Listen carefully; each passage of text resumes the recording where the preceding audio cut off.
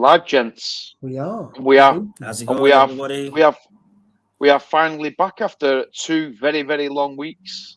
I know. Yeah. Well, it feels like ages. Yeah. It does feel like ages since we've done a live stream, to be honest. And Lilian, as always, one of our very special guests who always joins us and makes time to join us, especially when we need him the most. So I really appreciate you joining us today, mate. Yeah, absolutely. Thank you for taking your time out And I love it, coming man. and joining us, mate. We really appreciate it. That's better, isn't it? But yeah, first things first, apologies for last week, guys. I will clarify exactly what went on. I went to pick my grandson up, and silly me, yeah, I went down, and I had my tyres all changed on the car, yeah, barring barring one of them on the right hand side, yeah. And what happens? That blew out, yeah, on the motorway when I was coming back from Wales, yeah. And what did I leave? I left the locking nut at home because I've changed all my new locking nuts. So I had to get my new locking nuts drilled off the car roadside. Yeah, and it cost me 200 odd quid. So it was a bit of an expensive do, mate. You know what I mean? So yeah, by the time I got back, I'm thinking it was like 8:45 or something. So yeah, that was the reason why we missed it and why I couldn't join it. But yeah, I was stuck on the motorway for about 4 hours, 4.5 hours. It was an absolute nightmare. So yeah, hopefully that won't happen again. And yeah. New set of locking nuts, and that locking nut is in the car. So yeah, got the key for hopefully it won't happen again. So apologies for last week, and yeah, but we're back. So fingers crossed, it'll be a good live stream. Jay is not with us, obviously, as you can see today. He's away. I think he's on holiday. Yeah, he's on holiday. He went to Turkey, I think he did. So hopefully he's having a good time with his family. And Ross is working. I think he's working in Ireland. So yeah, busy bee is. So yeah. But first things first, let's see who's in the house, customary as we always do. And Tony is the first one to join us this week, evening. Tony, thanks for joining us, mate. Cottage Reef as always. John, sorry about it, mate. Yeah. Apologies. I know you've been waiting for it. He's messaged me actually, so yeah. Apologies, my friend. And it was my fault the week before, wasn't it? Because I was setting up. Well, you couldn't do anything. We'll talk about that later on. Yeah. Obviously, we've not spoke about it, but yeah, we'll definitely talk about that. Exotic Shark, evening, my mate. Techers, evening, Techers. MK Reefer, evening. Chris, as always. Thanks for joining us, Chris. UKM 120. Darren, thanks a lot for joining us, Darren. And as always, Dripper is in the house. Let's see what's he saying there. Happy Friday. Is anyone actually going to turn up tonight? Some poor excuses on this thing. I'm going to dismiss that one. Just ignore him.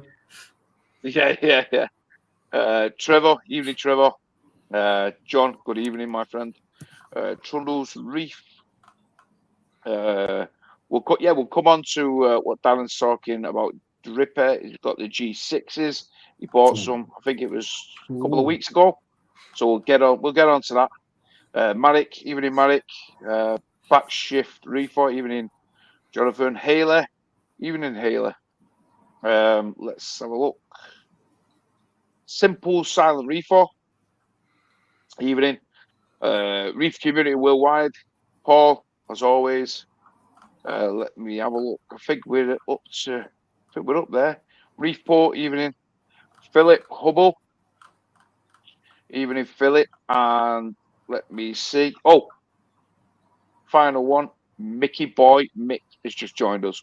Evening, Mickey. So yeah, so we're all caught up. Nice. So everybody's in the house. Thanks for joining us on this Friday. Appreciate it. So, as always, how's your tanks been, guys? Much better. Much better. Yeah. We're just talking about this light thing, about that sweet spot when you put it within those 6 hours. It's quite interesting. Really, really interesting. But yeah, doing much better, man. When you say 6 hours, what do you mean? I know what 6 hours, but what do you do for the 6 hours? Oh, so I said to Steve that I was doing 12 hours before for my full schedule, but now I was just speaking to Nick Chan about lighting and how corals benefit from that peak photosynthesis period. He was saying to me I did some more research as to why the 6 hours, because that's kind of like the window where corals take in all that energy from lights within the right power and within the right spectrum. Anything after that kind of just goes to waste. So what I did, she went back with the spectra. Let my friend Darren come in, recalibrated everything, shortened the lighting schedule to around 8.5 hours, 9 hours, rather from 12. And my peak times now is 11 a.m. to about 3 o'clock. And after that, it just goes into blue and it just fades away. So I've done that for just over 3 weeks. And a lot of the corals that were showing signs of bleaching at within the top of the tank, is starting to show a bit more color. So I think there's something to, even the sand bed, is actually just becoming like really white. And nutrients now, I've been running it at 0.1 ppm for my phosphates in SPS tank. So it's quite some interesting results from that. Really, really interesting. So you're now running them for what? In total, 8.5, 9 hours. Roughly. And then you've got, so basically it's a ramp up, blue, goes into your full spectrum to highest for what, 5 hours, and then basically ramps back down. Yeah, it arcs though. It really arcs. Okay. Yeah. So it doesn't flatline at all. No. So some people go up and then they go across and then go down. I mean, maybe 5 hours or whatever it is, it's full. Yeah. So it's almost, you're going up and then you're ramping up. It's only at the peak for a very short period of time. Yeah. And then it arcs back down and then goes to blue. Yeah. So I suppose no different to the sun, the way it goes up over. And that's my theory behind it. Just want to see what happens. Yeah, you see, yours is different to mine because mine is like exactly what Paul's just said. Mine is more of a square. Yeah. So I start mine. Mine comes on quarter past 8, but I have a long ramp up time. Yeah. So I go from 8:15 all the way up to, I think it's about 11:30. So it goes from 8:15 all the way up to 11:30, 11:45 before it hits the peak, and then it goes from 11:30, 11:45, I think it is, till 4:30, 4:45. So like you, 5 hours, yeah. Then it starts to ramp down for 8 o'clock. But mine is like 12 hours, like what yours used to be. Now, is there? I know you say wasted. It's a waste of energy, a waste of maybe the corals are not taking anything in and stuff. But do you think it could damage the corals in any way, or by having too much light? Because if you think about it, in the nature during the summer months, they're going to get more than 12 hours light, aren't they? You know what I mean, and stuff. Granted, in winter or dark, I think it might not get as much, but I mean, it'd be interesting to know if they can have too much. But do they get used to it though? So if you think about it, they grow from the small polyps. Yes. They're used to that cycle 3, 6, 5. Yeah. And therefore, as they grow up, that's what they're used to. Like your tank's been going for what, 3.5, 4 years, Steve? Yeah. Different lights. Your par and your program is quite similar. Whereas your tanks, how old yours? Is it fairly newish? 11 months this month. What I was going to suggest, don't forget the Caribbean and Australia. What is the light time there, the daylight time? In the Caribbean, light comes on around, say, 6:30, 7 o'clock. And then peak time is like 12 o'clock, 1 o'clock, maybe about 3 o'clock, and it tapers down. Come 6 o'clock, it's going dark already. Yeah, true. Yeah.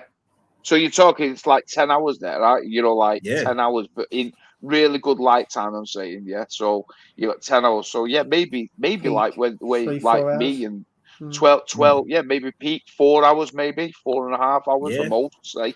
Maybe that might be the case. But like you said, maybe 12 hours the way I run mine, maybe that might be a little bit too high.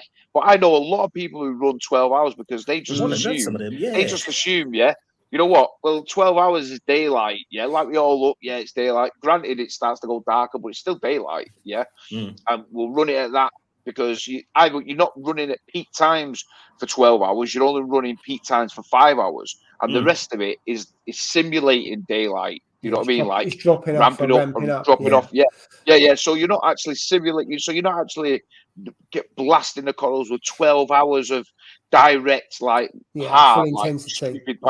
Full intensity. You're only directing them, like you said, for 5 hours.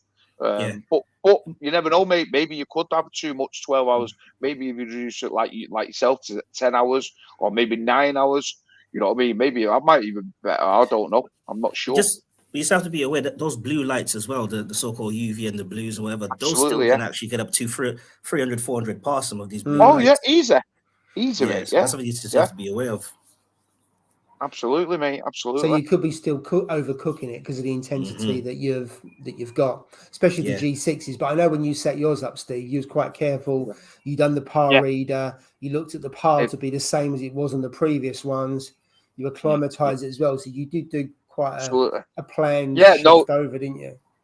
Yeah, yeah. I mean, obviously, like I knew, obviously the hydras that I had, I knew that they were like the older technology, and I knew like transitioning from them to the Radions was going to be like night and day. Do you know what I mean? Yeah. Absolutely. In terms of Tencent, in terms of technology, you know, and stuff like that. So I knew for sure it was going to be a thing. So I made sure that when I set it before I changed over, I did the par reader. I'd done a video on it, and I changed the par, and I checked the par, and I checked it again to make sure that roughly I wasn't going to shock them, because the moment I put those Radions on, for some strange reason, when you put them on the altar, they're on full blast. You know what I mean? And then you got to like turn them down. So it was like, and when I did the par reading on the top, it was over 1,000 par, mate, in 100% intensity. It was just insane. It was crazy, you know. So yeah, I mean, and that just shows you the strength of it. That would just melt your coral. You know what I mean? So obviously, I knew the rough guide. I knew exactly what my par readings were for my corals. So they adapted to it pretty decent. Well, they adapted it to it excellently. You know, I've never lost it. I didn't lose anything or anything like that, which I'm thankful for. But I think you need to do your like due diligence, especially when you're changing over lights, because definitely, I mean, too much intensity can kill them, mate, straight away. Especially SPS, they just don't like it. You know what I mean? LPS and softies can deal with it, but like SPS, if you don't get that par, and like you said, that spectrum right, which is most important, then it's a killer, mate. Do you know what I mean? Yeah. And like you said, it loses colour, don't you? Do you know what I mean? They lose colour mainly. Yeah, if usually SPS, if they don't get enough light, they go brown, don't they? They lose their colour, and the others they'll go white. I think also because you've got the two lights, that middle part, you've got an overlap of two pucks, haven't you? Yeah. So you got two of them down, and that's where which intensifies it even more. Yeah, you get the hot spots as well. Yeah, be careful. Yeah, exactly. Yeah, for sure. But it is an interesting one to read into. You know what I mean? I think it's not many people. I think it's one of those ones where not many people really do the research, myself included, mate. You know what I mean? I know I do it, like you said, by par meters and stuff like that, and I know roughly this, that, and the other. But like Nick Chan, he knows his stuff when it comes to like, you know, like the in depth of it, mate. You know what I mean? Like he's like a marine biologist, mate. You know what I mean? What like, for 2 hours talking? Is that all? Is that all? Yeah. 2 hours. 2 hours. It's just amazing. He's talking. I'm taking just notes. Started. Check this out. He's just starting there, mate. Flipping heck. I'm just get. Yeah, I've got to tell him that I'll take the lunch, and I'll call him back. You're on the bus, heck, mate. Yeah, I'm on the bus. I'll call you. Yeah, I'll call you in a bit, mate. But joking aside, no, he definitely knows his stuff, Nick. And like you said, anything he does say, especially when it comes to that sort of stuff, you know, you can take on board, because it's well worth it. You know what I mean? But yeah. Anyway, let's have a look. It's a good one to think about, because I do wonder whether I'm putting too much for too long on this. Too much. I've still got. I mean, the coral's looking fine, but in terms of algae, I've still got an algae problem. But I haven't really done. I'm now doing 30% water changes a week. I'm doing 2 lots of 15 litres, because it's 100 litres, because there's not much filtration in there. The skimmer runs overnight, and that's about it. You've got filter salt that takes some crap out, but there's not really, I would say, a lot of filtration in here. So I'm just going to go purely on 30% a week. And I think obviously the tank's still quite early. It's about 8 months now. And the corals absolutely love the nutrients. But I've got too much algae, which it could be one. It's next to the window. But a combination of the two, and maybe I've just got the intensity too high. Well, maybe not too high, but for too long. So Too long, probably need to have a look at that and just dial it down a little bit. And as you say, arc it more rather than kind of like a table. Well, that's what the corals love it at the moment. So I'm not fussed about the algae, because if the corals like it and the fish like it, you good, isn't it? I'm not fussed. No, that's it. I mean, we all talk about, like you said, like the too higher nutrients and stuff like that. But I have found, like, if I run higher nutrients, when I say higher nutrients, I don't mean like stupid, like 40 ppm of nitrates and like, you know, two phosphates. You know what I'm saying? Like you know, 15 ppm on nitrates, I'd say between 10 and 20 on nitrates, and 0.07 on phosphates seems to be absolutely perfect for my tank. Every coral seems to love that. When it starts to drop below that, then you start to see it. I mean, don't get me wrong, the corals still look good, but they don't look as good as what they do when they're like that. And I know we talk about like chasing numbers and things, and you shouldn't chase numbers, but sometimes I'm like, I need to chase that number for that nitrates, because like my nitrates now are only 3 ppm, mate, and I'm struggling to get them up. But you have that problem all the time, though, didn't you, Steve? Ages you've had, which was. Mate, I still think it's fish related or lack of fish. I think it's fish related. I agree. Because your corals are going to be. You think how much coral you got in that tank, and that's going to be sucking up the nutrients, especially if you've got decent lighting. You think about you're hitting it with light, which is then they're using the energy that they've got to grow, and you're growing pretty quick because you've got the calc and everything else. So you're giving it the ingredients to grow, and of course then they're going to suck all the nitrates out because they need that energy as well. So you probably need to put more fish. What's your alkaline, Steve? Yeah, there's no doubt about it, mate. There's no doubt about it. It's fish related, 100%. It's that. But I mean, I watched your video, Nidian, the latest one that you posted an hour ago, 2 hours ago or something, wasn't it? And stuff. And like you was mentioning about that Tommorow tank. Now, Tommorows are usually out of all the tanks, they're usually the more laid back, they're more saying. You're saying there's a little tenor, mate, and I'm like, what? And I've got my name on the list for a large Tommorow tank. Now I'm going to have to think. It's just me. This is the second one I've had. Yeah, it's been the same thing. I'm thinking he might be changing my mind here on this. You know what I mean? But it's strange because, like I said, I've got my name down at me LFS to wait. I'm waiting for the large one. I don't want a small one. I don't want a medium size. I want a big one, a fully grown one. So they try to keep an eye out, but so far they just can't get them. You know what I mean? They can't get a large one. But when you were saying it's becoming a bit of a bully, I'm like, hey, what's all that about? You know, it's because they're usually more laid back. That's what I've heard. They're not the ones. From doing my research, you know what I mean? But it just goes to show.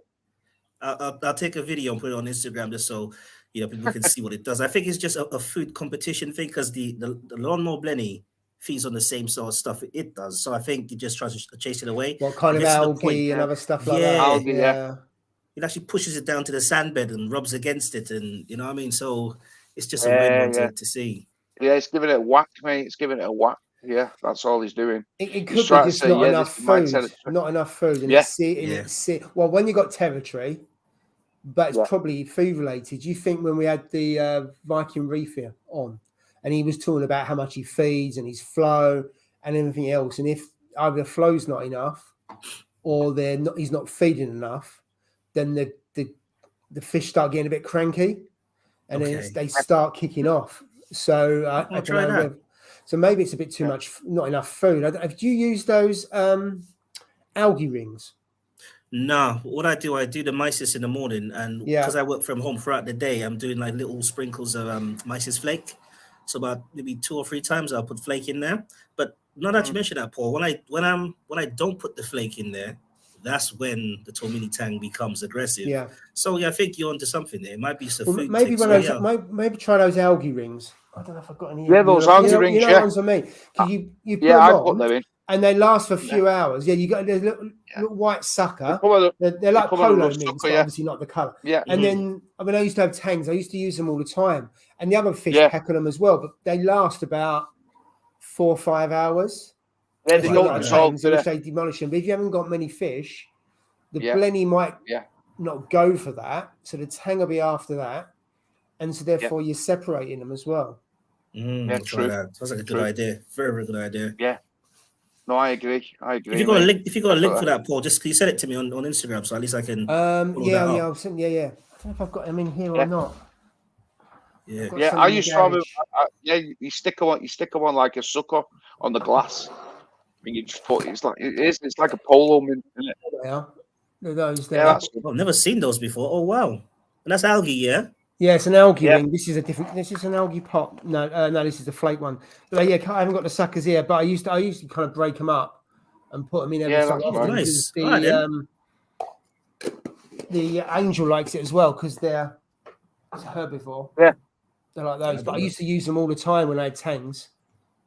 And when I had 3 tanks, I used to put one at the opposite end of the 5-foot tank, and it just keeps on. But then all the other fish eat them as well, so they're pretty good. So they've got something to peck on all day, or for a number of times. Yeah, I do love down in the meat tank. Oh, mate, tell you, I do like those. I do like that to be in tanks though. To be honest, and I've got my heart set on one of them. To be fair, I mean it was that or a gem tank. You know what I mean? And it's just a lot of money, mate. And I'm thinking with my cut fish, is it if they bully it or whatever, especially with clownfish because they're becoming a lot more. Because they're laying eggs now. They're laying eggs again now. Yeah, because they're not. Because they're not stressed. They get super aggressive, mate. Like, and when I say super, any fish that goes near it, and as we all know, tangs like to swim, don't they? So I know for sure that a gem tang's going to go around there, like most tangs will. Have a little bit of a look, bit of a nosy, and I think they'll just get battered, mate. They'll just get, So, when you're paying a lot of money like that for something, I mean, I really don't want to do that yet. But you know what? You know me. Sometimes I change my mind. Then you do. We'll see how it goes. I change my mind like the weather, mate. So you do. We'll see. Yeah, I remember. Paul at the Love to Reef. This guy said to me like, I've gotten this, Charles. That's what I'm getting. His mate came to him. Oh, they do like this bottle brush coral there. Let's have a look. Oh, I'll have some of that. It wasn't 5 minutes. Oh, mate, I tell you, honestly, God. Who was that? Was Scott tempting you with all the different? Yeah, Scott. Mate, he's a bad influence. You don't take him anywhere. I tell you, mate, you don't take him anywhere. Cracking guy, top lad, But flipping it, come over and have a look at this. Oh, what you mean? Get the checkbook out and we'll get some. But he bought absolutely. He took home tons of stuff, didn't they? Yeah, I think he only had £100. I'm not going to speak in case his missus is watching this, but I think he only had £100 budget. I think he spent 110. Think you, Scott? 110-ish. I would say ish. 110-ish. Yeah, that's why I say 110-ish. Wink, wink. You're all right, Scott. Wink, wink. He done quite a few swaps as well. Yeah, we'll leave that there. Reef King, I got no filter, no skimmer. My lights are high. You're feeding too much, Paul. It's possible. Let's see. John, Muggsy the Quid, did you see the BRS on the new max spec frag plugs that make your frags go much quicker? No, I haven't seen that, John. To be honest, I will check that out because that will definitely be interesting to see how frags can make your corals grow quicker. Interesting. Dripper, any update on the coral power food? Oh, that's for Phil. Let me see what he said. He said that he's had to confirm the customs info, so hopefully it will be here next week. Yeah, all sold out, that stuff. Really, really good stuff, as I've said before. And it's definitely, if you've not got a pouch, you've got to get one before they all get sold out again. Let's see. Oh, Darren saying he watched that, John. Ordered those black bio blocks and the plugs, so I'll check that out sometime this weekend, to be honest. Let's see where else.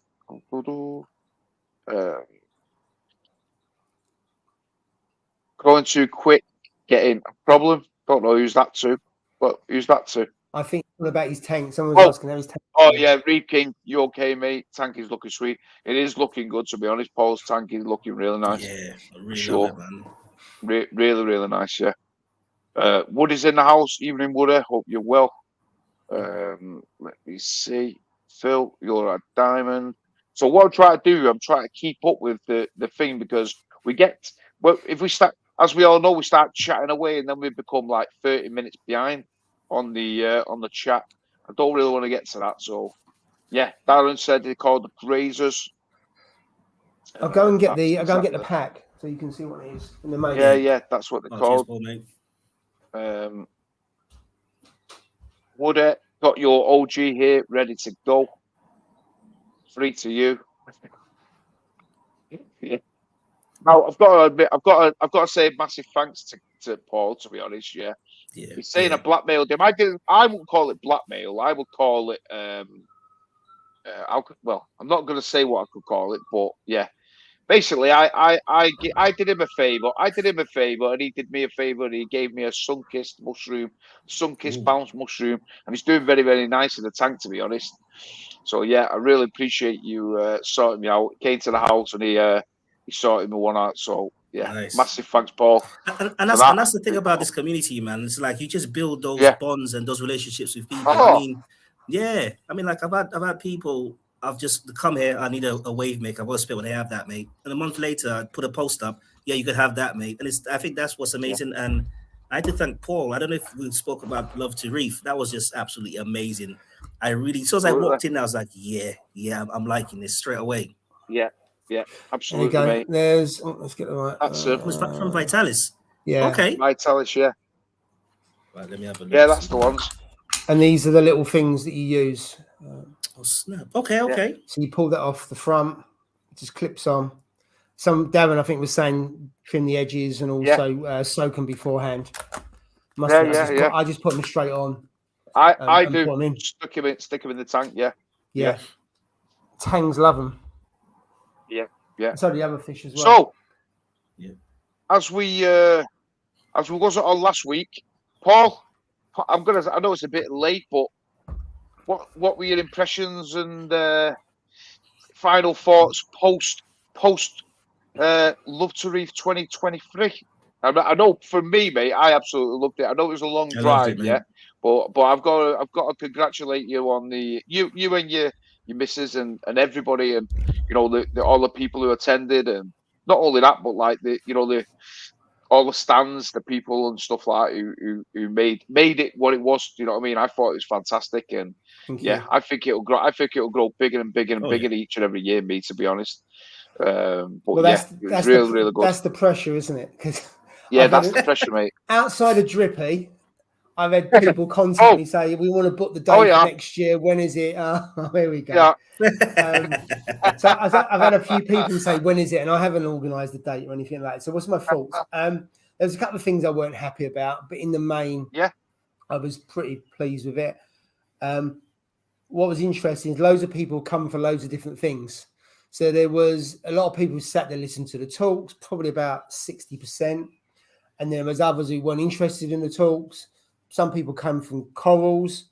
If you look at Carl Reef King, he was a social butterfly from what I saw.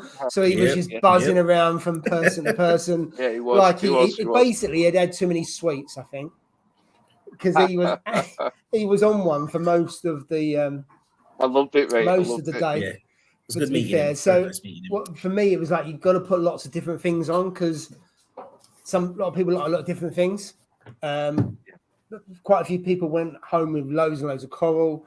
I think we had about 60 odd people take the frag swap. So they took part in the frag swap. So I was surprised. Many. So there was a lot of people on that, at least 60 from what I saw anyway. And obviously the WhatsApp group was really good. I think next time you need a bigger holding tank for the corals, because like you said, everybody was swapping, weren't they? You know what I mean? A lot of people on those coral frags, a hell of a lot. And that tank was full, mate. Or every time I went past it was a good job. People were using the sample pots and not bags. And then there was 2 or 3 coolers behind that. So we had poly boxes behind and stuff was in that as well. So that's the pressure. It gets bigger. I need to have to put on a second tank for that. I'm not too sure I'm going to do that, but I'll sort something out, I'm sure. But overall, I had some really good feedback. Raised, I think it was over 1,000. I can't remember the amount now.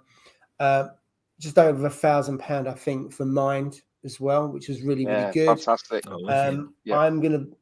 There's a scheme I can apply for that will add another 500 quid to it. So I need to do that. Right. So if I take it up to 1,500 quid, if I can get that done. Brilliant. So we'll see. So it ticked all other than the sound for the first thing, Reef Factory, which was crap. That was the only bit I wasn't happy with, really. And then some of the communication on the day about what's going on, what time, all those kind of things. That could be better. But the feedback was really, really good. I was chuffed that Reef Factory had their tester in the room as well, so that was brilliant. Yeah, that was quite interesting. That. I couldn't believe that. It was really small, wasn't it? Mm-hmm. And I know it was a beta version as well, but I mean it was working everything else from what I saw. So it wasn't the exact version, but very similar to it. So that was really good to have that in the room. So I was quite chuffed that that's the first viewing of it in the UK. And I think before they've seen it in America as well. So that was good. So yeah, it was good. People seemed to enjoy themselves and have a laugh. A lot of money was spent. I think the cod was really good. Dan's cold tray was really good. And Laura from Eco Marines, her tray was, some beautiful corals in there. That's where I picked up a couple of nems from her, and also got a rock nem. But like anything, you put the rock nem in the front and it's gone around the side. So that picked up a yellow one. It was really nice as well. So yeah, I came away with quite a few corals and nems and stuff. So I think a lot of people did. I think a hell of a lot of people did, to be honest. And like I said, it was my first time down that area, but like with AAC, I was just like blown away. What did you think of it? Their display tank, mate. I think it was one of the best display tanks I've ever seen in my life, mate. I'm not just saying that. Just everything. Hey? I missed that. I think I missed that out. Mate, how do you miss that, mate? It's about 10 foot. It's a 10-foot long bloody tank. The main display, you mean? I didn't see it. I didn't go there. I just food again, mate. I went to the sandwich shop and I went to the hall. I thought that was it. Didn't you go AAC? No. Oh, mate. Oh my God. It was round the corner. No. What the hell? You're joking with me. Everybody left. A lot of people left the room and all that, yeah? And they all went. Did you not wonder where they all went to? I thought they were going for some lunch or something, man. People were dipping in and out. They were kind of in the hall, and then they go to AAC, then they go to have something to eat, and then they go outside, and people just kind of mingle it. But yeah, a lot of people spent a lot of money there. Oh, mate, I tell you, honestly. Yeah, no. They're I mean, what can I say? I mean, such an array of like different stuff, like dry stuff. They've got absolutely everything there, like from anything from Apex to Ecotech to Seacher, everything you can wish for is in there. I don't think there's anything on the market reef related that they've not got. I don't think, to be honest, in that shop. And then you come round and then they've got like all SPS frags. They've got a tray full of LPS softies. It's just it's just like it's like a TARDIS. It's like just seems to. I know you said it was small, Paul. Yeah, but to me, I don't think it was as small as you made as like. When you said it's small, and I was like, I had in my mindset, that it was like going to be like really, really tiny. I don't know why, but then when you go in and then you see like this, it's got to be, is it 8 foot, 10 foot tank or something, main display? I don't know how big it's got to be 8 foot, I think, it's 8 foot or 9 foot. 8 foot. Yeah. And I think it's what, 4 foot or 3 foot. Yeah, it's quite tall. It's a Deltec tank. So you don't get many Deltec. So it's quite a high cabinet. And I think it's 3 foot. But it's just superb. And it's a mixed reef. And also, did you see the Red Sea Peninsula 500 in front of it? So it's got kind of old style corals. It's got all Stylopora, Setiopora, what's it called? Cat's paw, stylos, all those kind of ones that are really hardy, and you can hardly move. It's just full of it. It grows and then the far end is the DD 1200. And that's kind of for chalices and Goniopora. And then they've got a coral tray that's just basically wild Indo. No, well, mostly Indo, but wild SPS colonies. Yes, that's right. All it's got in this one coral tray is basically wild colonies. I mean, I think Scott was blown away by that, wasn't he? Because you don't see that very often, and it's isolated as well, wasn't it? Absolutely, yeah. It was isolated on its own. And the one thing I looked at it, and they had a strawberry shortcake in there, and it was a colony, mate. And I swear to God on my life, yeah, if I could have fit that in my tank, yeah, if I could have fit that in my tank, I would have bought it, mate. But it was like a colony. It was a lovely, huge colony, and it was, you know, for the money, it was like, I couldn't believe it when he told me the price. I was like, serious, because it was cheap, you know, to what it should be. I mean, considering a strawberry shortcake little frag only like that, what goes for what, 40 quid, 30, 40 quid or something? Yeah, maybe sometimes more. Yeah, he had a colony for 200, I think it was like 239 quid, mate. And I was like, what the hell? Yeah, that's it. Honest to God, this colony was huge, mate. Ask Scott. Have you ever seen Scott again? Ask him, because he was like, I don't know whether to get it myself. It was just absolutely beautiful, you know. But so a tray full of huge colonies of SPS, and it was like, oh, mate, it was one of those ones where I was thinking to myself, do I buy a new tank from here just for that, and get it shipped up to my house without to miss it and say to the missus, I won it in a raffle? You know what I mean? That's what I thought I did. You know what I mean? Yeah, they gave it to me. But I thought to myself, you know what? She might be checking my credit card account, so that might be a bit bad to do. But yeah, I mean, it was just like one of those ones where I was like, this is a time where I wish I had a bigger tank. You know what I mean? Because I could have spent an absolute fortune in there, mate. But I know what you yeah, mean. no, it was a fantastic shop, and definitely, obviously, I go back down there, and there's no doubt I would go back down, and I would definitely be taking my credit card that time. They've got two trays that are full that's right. SPS frags. SPS frags, yeah.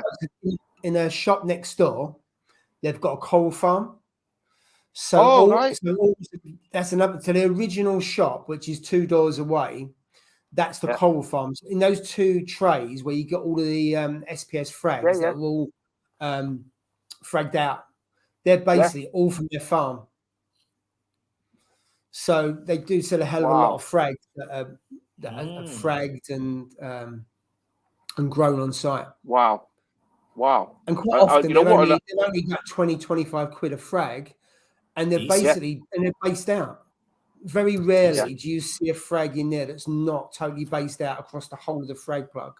So if you want something that's quite established, you can't go wrong there. But I'm biased because it's the shop I use all the time. There's only about 2 or 3 shops I use, and that's one of them. Yeah, exactly. Mate. I mean, you know what? I could totally agree why you use it. I could totally understand exactly why you use it, mate. Because it's one of those ones where I think if I lived local to that, I think I'd just be there every weekend just to go there, mate. Even if I wasn't buying anything, just to like go there. My missus is like crazy, you know, like she goes mad with me, you know, like. If I just go to the shop and what you buy now, I'll just say, oh, I'm just going to see what's in. When in reality, I'm probably just not going to buy anything. I'm just there just to have a chat and just talk nonsense with people. Reefing chat, mate. You know what I mean? Yeah, man. That's what it is.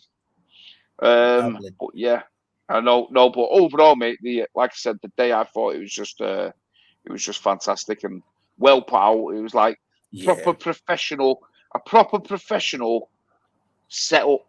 You know what I mean? I could never have done anything like that. You know what I mean? Because I just couldn't. Not that I wouldn't want to. It's just a case of like legit. I don't think I could organize it like as well as what you do. You know what I mean? To be honest, it's just I could imagine the amount of work that it took in and the time and the effort. I don't think I could commit to that, especially like with my shifts and working. Pattern. It would just be. I don't know if those shifts or anything like that. I've just been really lucky. Jill was really, really good. Yeah. I mean, we went down to the hall at least 6, 7 times. We actually had the tape measure out saying exactly where all the tables are going to go. Yeah. Is there enough space and everything else? Wow. And there was just about enough space. And then we was lucky we had the hall on the Friday, so it was all set up before the vendors come in. Yeah. Lucky with the vendors as well.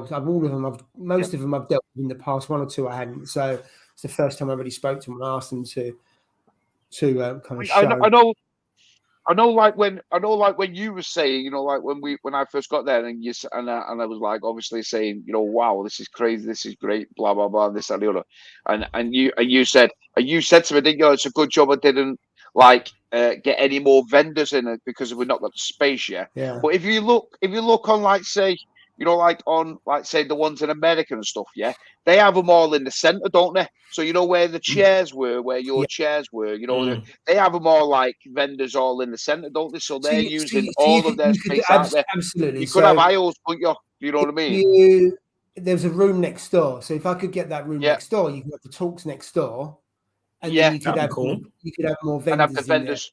Usually you've got how do you get electricity into the middle, but that's for me to try and sort out and go up and over and down and stuff like that. So there's things you can there's you things can put them you can runners. Do to make it you're the runners on the floor with it covered in it.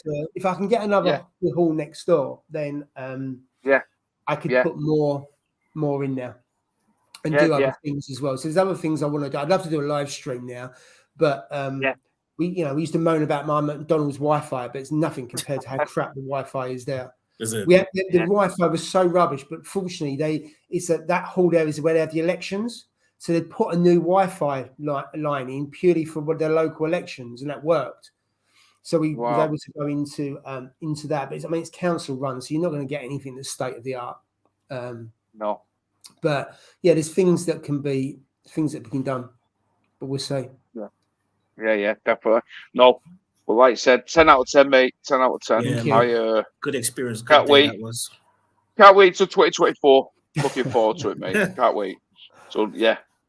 Anyway, let's have a look to see if we can. We've not missed anything or anything like that. Christopher, he's put. Would you guys recommend the Apex controller? And why can't we have the 8-bar power supply? Do you know?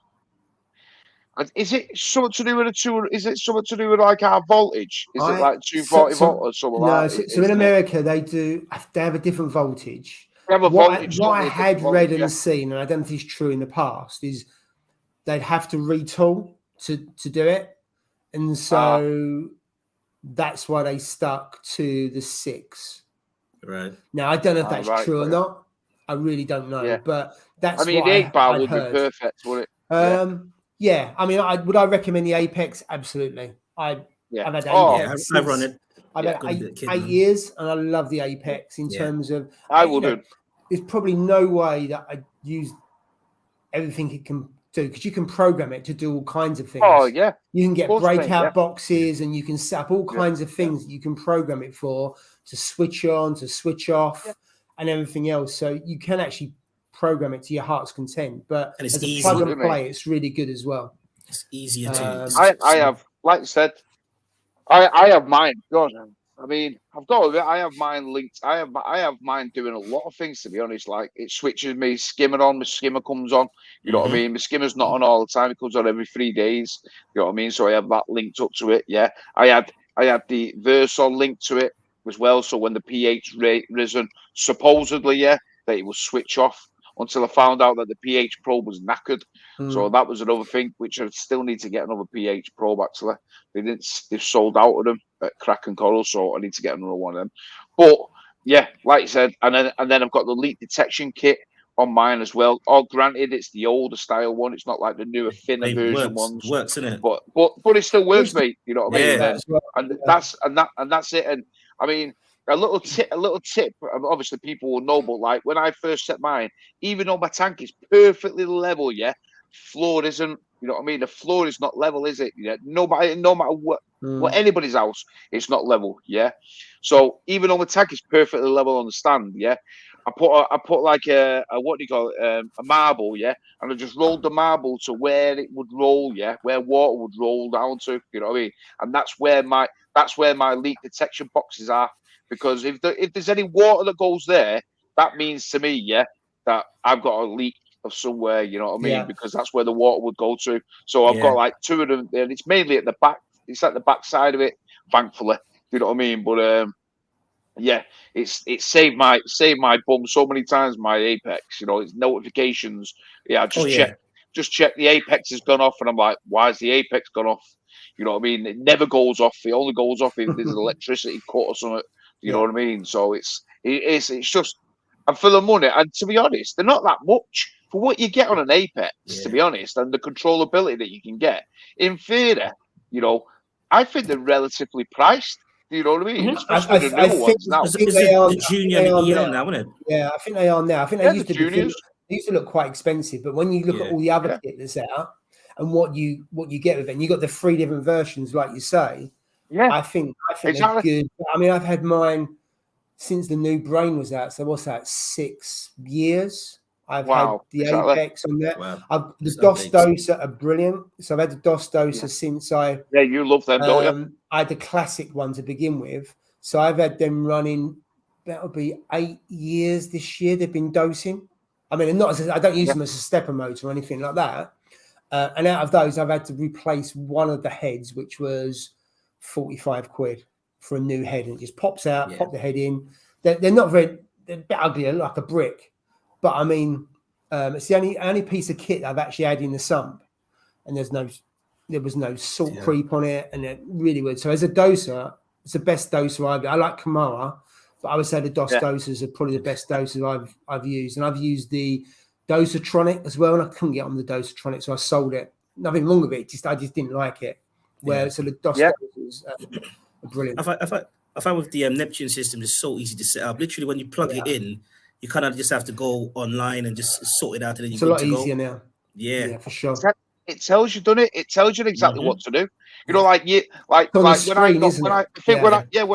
got mine, when I first got mine, it's showing you basically the setup of it, how to do it on the setup, But like now, obviously, as the software and they developed it, Now, if you say, for instance, like want to set up a new probe or calibrate a new probe, you click on it and it shows you pictures and like what you want to do. This is how you do it, step by step.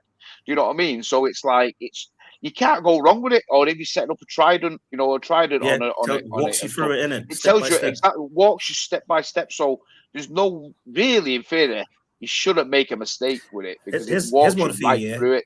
You know what I mean? My niece was over here looking after my tank when we went on holiday, and she would message me on WhatsApp saying, I need to do this, need to do that. I said, okay, just hold on, let me turn off the skimmer. I could do it from wherever I was, turn it off. She done what she had to do, and she was good to go. She said, how do you do that? I said, it's all on the Apex, mate. Exactly, That's the one good thing, mate, is like you said, it's just control. People have asked me, I've got so many people have asked me, like, but can you justify the price of it of an Apex? What do you need an Apex for? Honest to God, mate, even if I'm in Shropshire, they say it, and then I say, hold on a minute, you'll spend £300, £400, £500 on corals, on corals, but you don't want to spend £600 on the EL version and then add on to it when this can controls your tank. You know what I mean? You can control it. It protects your tank. It tells you the temperature goes too high. You can you can switch it down. You can turn it off. You can turn the heater off if you've not got, like a D&D controller. You just run it on a normal heater. You can tell it to switch off if it hits certain temperatures. If like, say, for instance, your water level drops, you can tell it to switch the pump off or anything. You so much flexibility you can do with it, mate. And I would never ever set up any other tank without an Apex ever. Mate. I would always run an Apex. You know what I mean? So it's as simple as that. I agree. There was a couple of things. It saved because the salinity went down on my tank, and I got an alert. So I was able to sort that out. A couple of times where I've forgotten to turn the heater back on and the temperature drop. In the end, what I used to do, I used to do the water changes on the bigger tank from the sump. I used to press a button which would turn the skimmer off for an hour, and it would turn the heater off for an hour. Because obviously, if you take the water out your sump, a big water change, what you don't want is just the heater there still pumping out and there's no water in it. Yeah. So just that you could just press a button, and it would just go into kind of maintenance mode. And then an hour later, it would switch back on. So because I'd forget to turn the heater back on once I've done a water change. So it's small things like that. Exactly. But it's really absolutely, mate. The salinity. You see how many people have problems with their tank because of salinity. I know we've talked about the salinity probe, how expensive it is now. But I got it with the kit at the time, and I've still got it. But it did a couple of times where the salinity went out of whack a bit, and I was able to sort it out and prevent an issue. and you think that could have killed off quite a few corals, and then therefore it's paid for itself, hasn't it? I agree, totally agree with that. And another thing, I don't know how you run yours, Paul. With my heater, I've got the an Eheim heater on there, so I set my temperature within like that range. So if it gets to about 26.5, the heater will cut off in itself. But on the apex as well, if it gets to 26.2, it will cut off. So I do have that redundancy. Yeah, redundancy. I used to have that on the glass. I used to have the glass Eheim ones. Yeah, that's what I've got as well. Yeah, so that would be set on, I don't know, 25, 26, whatever it was. And then that would be the redundancy if something happened with the apex. Yeah, exactly. I have the same. I've got exactly the same. I've got the D&D controller which controls the titanium heater. Yeah, but God forbid anything happens to that. Say it broke. Say the actual D&D box broke. Yeah, and it shut off.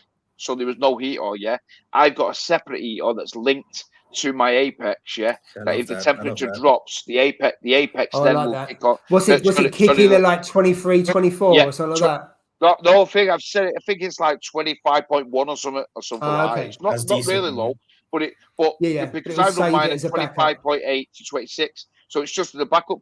And basically, that heater, I know Jay goes on about it. That is a brand spanking new heater. It's never been switched on because the titanium's always been on it. You know what I mean? So, but it's just a backup just in case anything happens to that. You know what I mean? I'm relying on that D&D controller. You know, mainly that's what we rely on, the D&D controllers, and to be honest, they don't really fail that often. I don't want to jinx myself, but they don't really fail that often.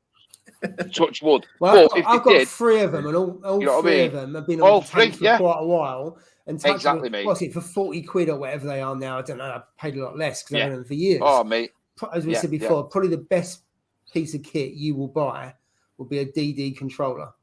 If you know, can you add a fan on as well?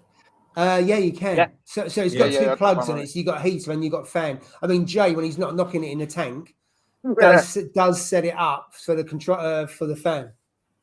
Yeah, so he's got it on that. I've got mine linked to it. I've got mine linked to the fan, but the fan I've never seen it come on. You know what I mean? Honestly, I don't even know if it still works, to be honest, because the tank's never got that hot.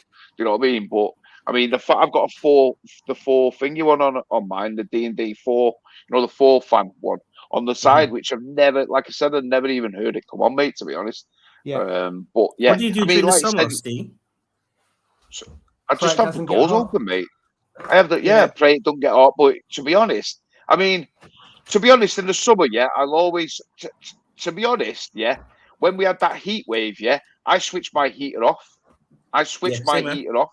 I didn't even have a heater on the tank, when that heat wave came, because the temperature of the room kept it about 25.7, 25.8 anyway. Wow. So it was only when like obviously it started to cool down, then I switched the D&D controller back on. You know what I mean? The heater, and the heater just kicked back in, mate. But yeah, when it gets really hot, switch the heater off, take them both, just turn them off, and then just monitor it then.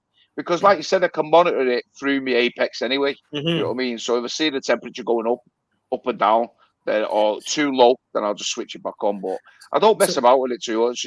Listen, rather than it going 26.8 or something or 27, mate. None of that, and then sticking all cold water bottles in it, and I'm not messing with that. Just switch the heater off and then leave it, mate, because the tank will survive. You know what I mean? Even if it, like you said, even if it dropped to 23.5, 4 or something, still going to survive. It's not going to kill anything. I wouldn't have thought. You know what I mean? See, so I'm in a dilemma this year, man. I think I don't know if I should keep my AC on for the summer when I need it. Like I've got like a little portable AC there. Or get like a nice, like the D&D fans, put it on there, connected to the Apex. Yeah. So when the the temperature gets to a certain thingy, it comes on. So I don't know if I should. I suppose it depends on how hot it gets. I'm not too sure. I mean, I haven't used those fans, by the way, so I don't know how effective they are. Whether say if it reaches like it did last year, we had days of 30, 32, 33 degrees, didn't we? Probably, yeah. If first of all, the outside temperature, shut all your windows and your curtains because people open your windows, and if you just lets the hot air in. So, but I'm quite lucky because the tank is north facing. But if it's 33 degrees out, is one of those fans going to be good enough? I don't know. I had the big tank. I never used a fan at all. It got up to 28 degrees in the tank, but because it was 450 litres, it takes quite a while for it to heat up. So I was quite lucky. Never really got that hot. I had to put some bottles into the smaller tank in one of the garage last year because it really did get hot. That's south facing the garage door. But in the main, I've been pretty much all right. But yeah, I don't know how effective those fans are. I mean, Jay uses them, but I don't know how good they are. I think he was using bottles and all kinds of things at some point. So I don't know if you got AC. I'd stick with AC. I must admit, because at least you can control it a bit more, can't you? Those fans, you don't know what.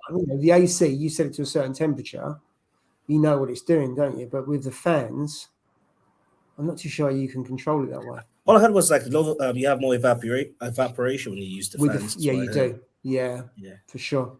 Yeah. Reef Community Worldwide said something nasty. You see that it went like two posts back, like where you came back up.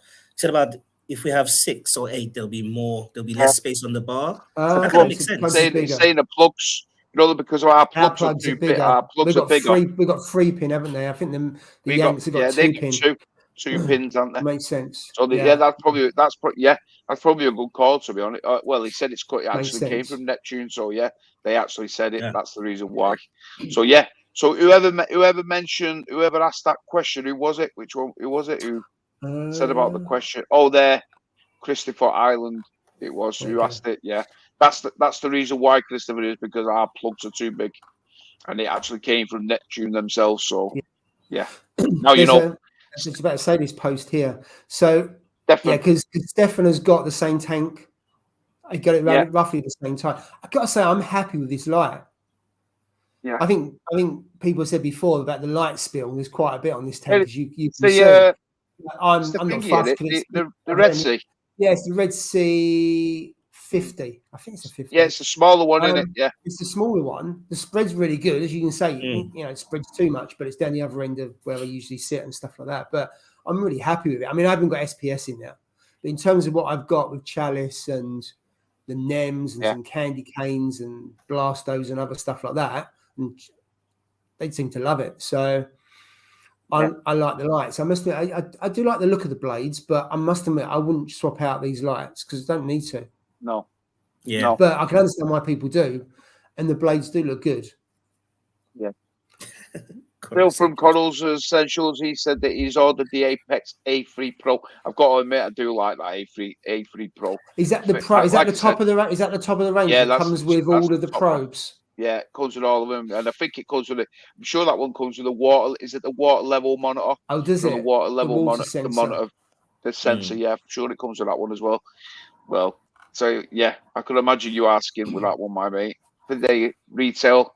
Is it about 900 quid, 950 quid or something? Because the probes are not cheap, aren't they? They're at the top. Do you get the salinity probe with that? You get everything. Yeah, you get everything. So that's why it's that amount of money, isn't it? When you think of what you get, all the probes, the pH probes, over 100 quid, salinity, 220. That's 320 before you start with the bar and the brain, which is usually about 400 quid. So it all adds up. Exactly. Exactly. That's what I mean, mate. It's I mean, like you said, I mean, that's why when I bought my Apex, I was going to buy the full version one, like the top of the top, But I got my Apex literally when I had my 170, so there was hardly anything in it. There was nothing. So 4.5 years ago, my Apex has been running. So there was nothing in it, and I thought, do I really need all of that? Do I need like the salinity probe? Do I need the ORP probe? Do I need this? Do I need that? And I was like, I don't really need that. All I need is salinity is the temperature, and I need the pH probe. They're the only two I really need, So when I was speaking to, I bought mine from Oasis, you know what I mean? So it was like down in Salford. So I was like, well, that's all I really need. So he's like, why don't you go for this? And then what you could do is you could buy the WXM module and you could just add on to things. And I was like, well, it makes sense. So it saved like 300 quid because I think the EL version was like $549 or $569, whatever it was at the time. So I bought that, and it was basically you're getting the brains of the operation. You're getting the Apex, and the bar, but you're just not getting the salinity probe. You're not getting another probe, But I could add on to that, and even now I'm still running it now, But I've added leak detection kit onto it. You know what I mean? And stuff like that. I've added an extra power bar onto it. the Apex power bar onto it. So I've got 2 Apex power bars. Mm. So you don't need to get like the top of the one, but if you've got an established reef, like if I had mine and I didn't have an Apex, there's no doubt I would be getting like what Phil's got. I would be getting that Apex A3 because salinity, like you said, Paul, is something that's overlooked. It's really you know what expensive. I mean? It's worth getting that expensive. one if you like say if you're just entering the market or just getting a tank. I can understand why you would go the entry level one. But it's like anything, that actually end up spending more in the long term by adding those other probes and other stuff. But you do, yeah. What do you do? Because you don't know what you don't know, do you? That's the problem with that. When I got it, that was pretty much only one version, and it came with the tank when I bought it anyway. So I was quite lucky that I got the DOS doses, I got the all the probes and everything else, even the little holder, which is like 70 odd quid, which is really expensive. It's a lovely little holder, but it's bloody expensive, but it's a quality piece of kit. And when I look at the other holders I've got that cost 20, 30, it's like night and day. It really is a really top quality, but it's like 70, 80 quid. It's a lot of money, but it lasts. It does make, like I said, you do, it's because of that cliche in it, where you pay for what you get, and it's true, you know what I mean? Yeah, I mean, Apex have been around for ages, haven't they? They've been around for a long time. Pretty much, I thought that as the been around for a long probably time. Not the original, but I see it as one of the original kind of controllers. There might have been others, but it was when I joined, it was pretty much the go-to one controller. But it didn't have fusion. It wasn't plug and play. You had a classic one that was really difficult. You had to program it all, and it wasn't. Once you got like anything, once you know it, it's easy. But you almost had to know a little bit about computer programming to do it. But have made it so much easier. But I do think Neptune in the UK has suffered because it hasn't had a UK distributor. So the competitors have caught up because trying to get stock has been really difficult in the UK. I think now it's the wholesaler is in Europe, so it's out of Holland, I think. I think Exodus. They're the distributor now from a UK perspective, so maybe it doesn't come from Holland anymore. But if you go back even 2-3 years ago, it was hard to get the stock. There was a lot of complaints about them. They weren't issuing new product into the UK. It was all in the States. And there was quite a few people walking away from Apex and going to others. But I'm hoping because of Exodus that they'll get back on their game in the UK. And Exodus after-sales service is great. Exactly, but you know what's good with like Apex and stuff, is we see other companies that are bringing out more and more gadgets, and you see them all the time, don't you? Yeah, and stuff like that. I mean, really, like you said, really in theory, what have Apex, Neptune, they stick with their proven and tested products, don't they? Because it works, so they stick to the Apexes, Yeah, man. And like you said, the dose pumps that Paul's been running for 7 or 8 years, why change it? Why modify it? Why change it to a smaller pump? Why do this when it works? You know what I mean? Why change the Apex when it works? It all works. So people complain about you're not bringing anything out, you're not bringing anything new to the party, you're not doing this, you're not doing that. But if they did, and they rushed it, and it started to fail, then they'd be slated for bringing something out which has not been properly tested, or not done this or not done that. So I think, you know what? Let them stick to what they're good at. Let them keep doing what they do, Because to me, mate, I think like I said, I would never have a tank without an Apex system on it ever, never ever. I would always run one, and like I said with Phil, I would probably buy that top of the range one. You know what I mean? Do you find like the longer you reef, or longer you're in this hobby, the wiser you get? So you notice things like, I don't need that. I can do it this way. I don't need that product. I'm staying with this one. You kind of just get your knowledge and your comfort. You get comfort. Becomes more mature. Yeah, I find that there's certain things I see come out. I'm like, that's quite nice. Do I need it? No, I don't need that because that's fine. My system's balanced. No. The things don't look as shiny when it all comes out. It's all shiny. I love that. Yeah. And now I don't. I look at it and think, do I want that? I'm not sure. You know what we do. I'm the worst one, mate. I'm the worst one. I'm gonna hold my hands up for it, mate. Because you know what, and anybody, everybody will probably say the same thing. I'm one of those ones where I like my gadgets, but it comes to the point where, like you said, Nirian, it's like, do I need it? do I need that product? Yeah, it's like that the Reef factory, yeah, the new product that they're bringing out, the smart tester. What was it? What was shown at your Love to Reef, Paul? Yeah, and you know what? It looked great. It did look and you good, know, not only did it look great, it looked like a piece of furniture. Yeah, it looked like it wouldn't stand out on my side. You know, if I put it on my side of my cabinet, yeah, it looked quality, people would never know. People would never know. You know what they probably think? They probably think it was like a smelly gadget or something. Do you know what I mean? Yeah, you know, something like a scented, smelly gadget or something. Yeah, people come into my house. So to me, yeah, it's like Yankee but, candle, and you'll be fine. Yeah, a Yankee candle on it, and I'm like, what in the hell? And I'm trying to persuade myself, thinking, are you going to get it? And I'm like, I don't need it. I'm like, I come back to Lydia and I'm like, I don't need it. What do we need it for? I've been buying it just for buying its sake. So it's like, no. I said to the missus, just slap my head, give me a head and wobble, yeah, and slap. I bet you visualize that on the side counter as well. You know what I'm saying, mate? Yeah. Nice there. Yeah, it'll look nice there, that one. And then, you know what? One will look nice. And then the next one, you know what? Maybe another one on the end will look nice. You know what I mean? And stack it up. Hi-fi. Yeah. And mate, I can't. It's like comes to the point where I've got to say to myself, you know what? Yeah, I can't do this. It's gotta stop. You know what I mean? Because you're buying for the argument of just buying it. You know what I mean? So there is certain things that you don't need. But like you said, I think if anything, like what you said, Paul, really, something that's overlooked that not many people really test is salinity. You know what I mean? I mean, really, in theory, I should get a salinity probe, but 200 odd quid. Whereas I get my Hannah checker out, I calibrate it every month. I stick it in, and it does exactly what that £200 salinity probe does. You know what I mean? The only difference is the salinity probe can tell. I could go on the apex and I can see exactly what it is. That's really different. All day, every day. You get a real-time measure of it, don't you? You can just see what the trends are, and you can see the graph. Yeah, you can set alerts the table and stuff like that. Now, in terms of do you need, now that you've got the MP40s. Have you considered having the Ecotech battery backups?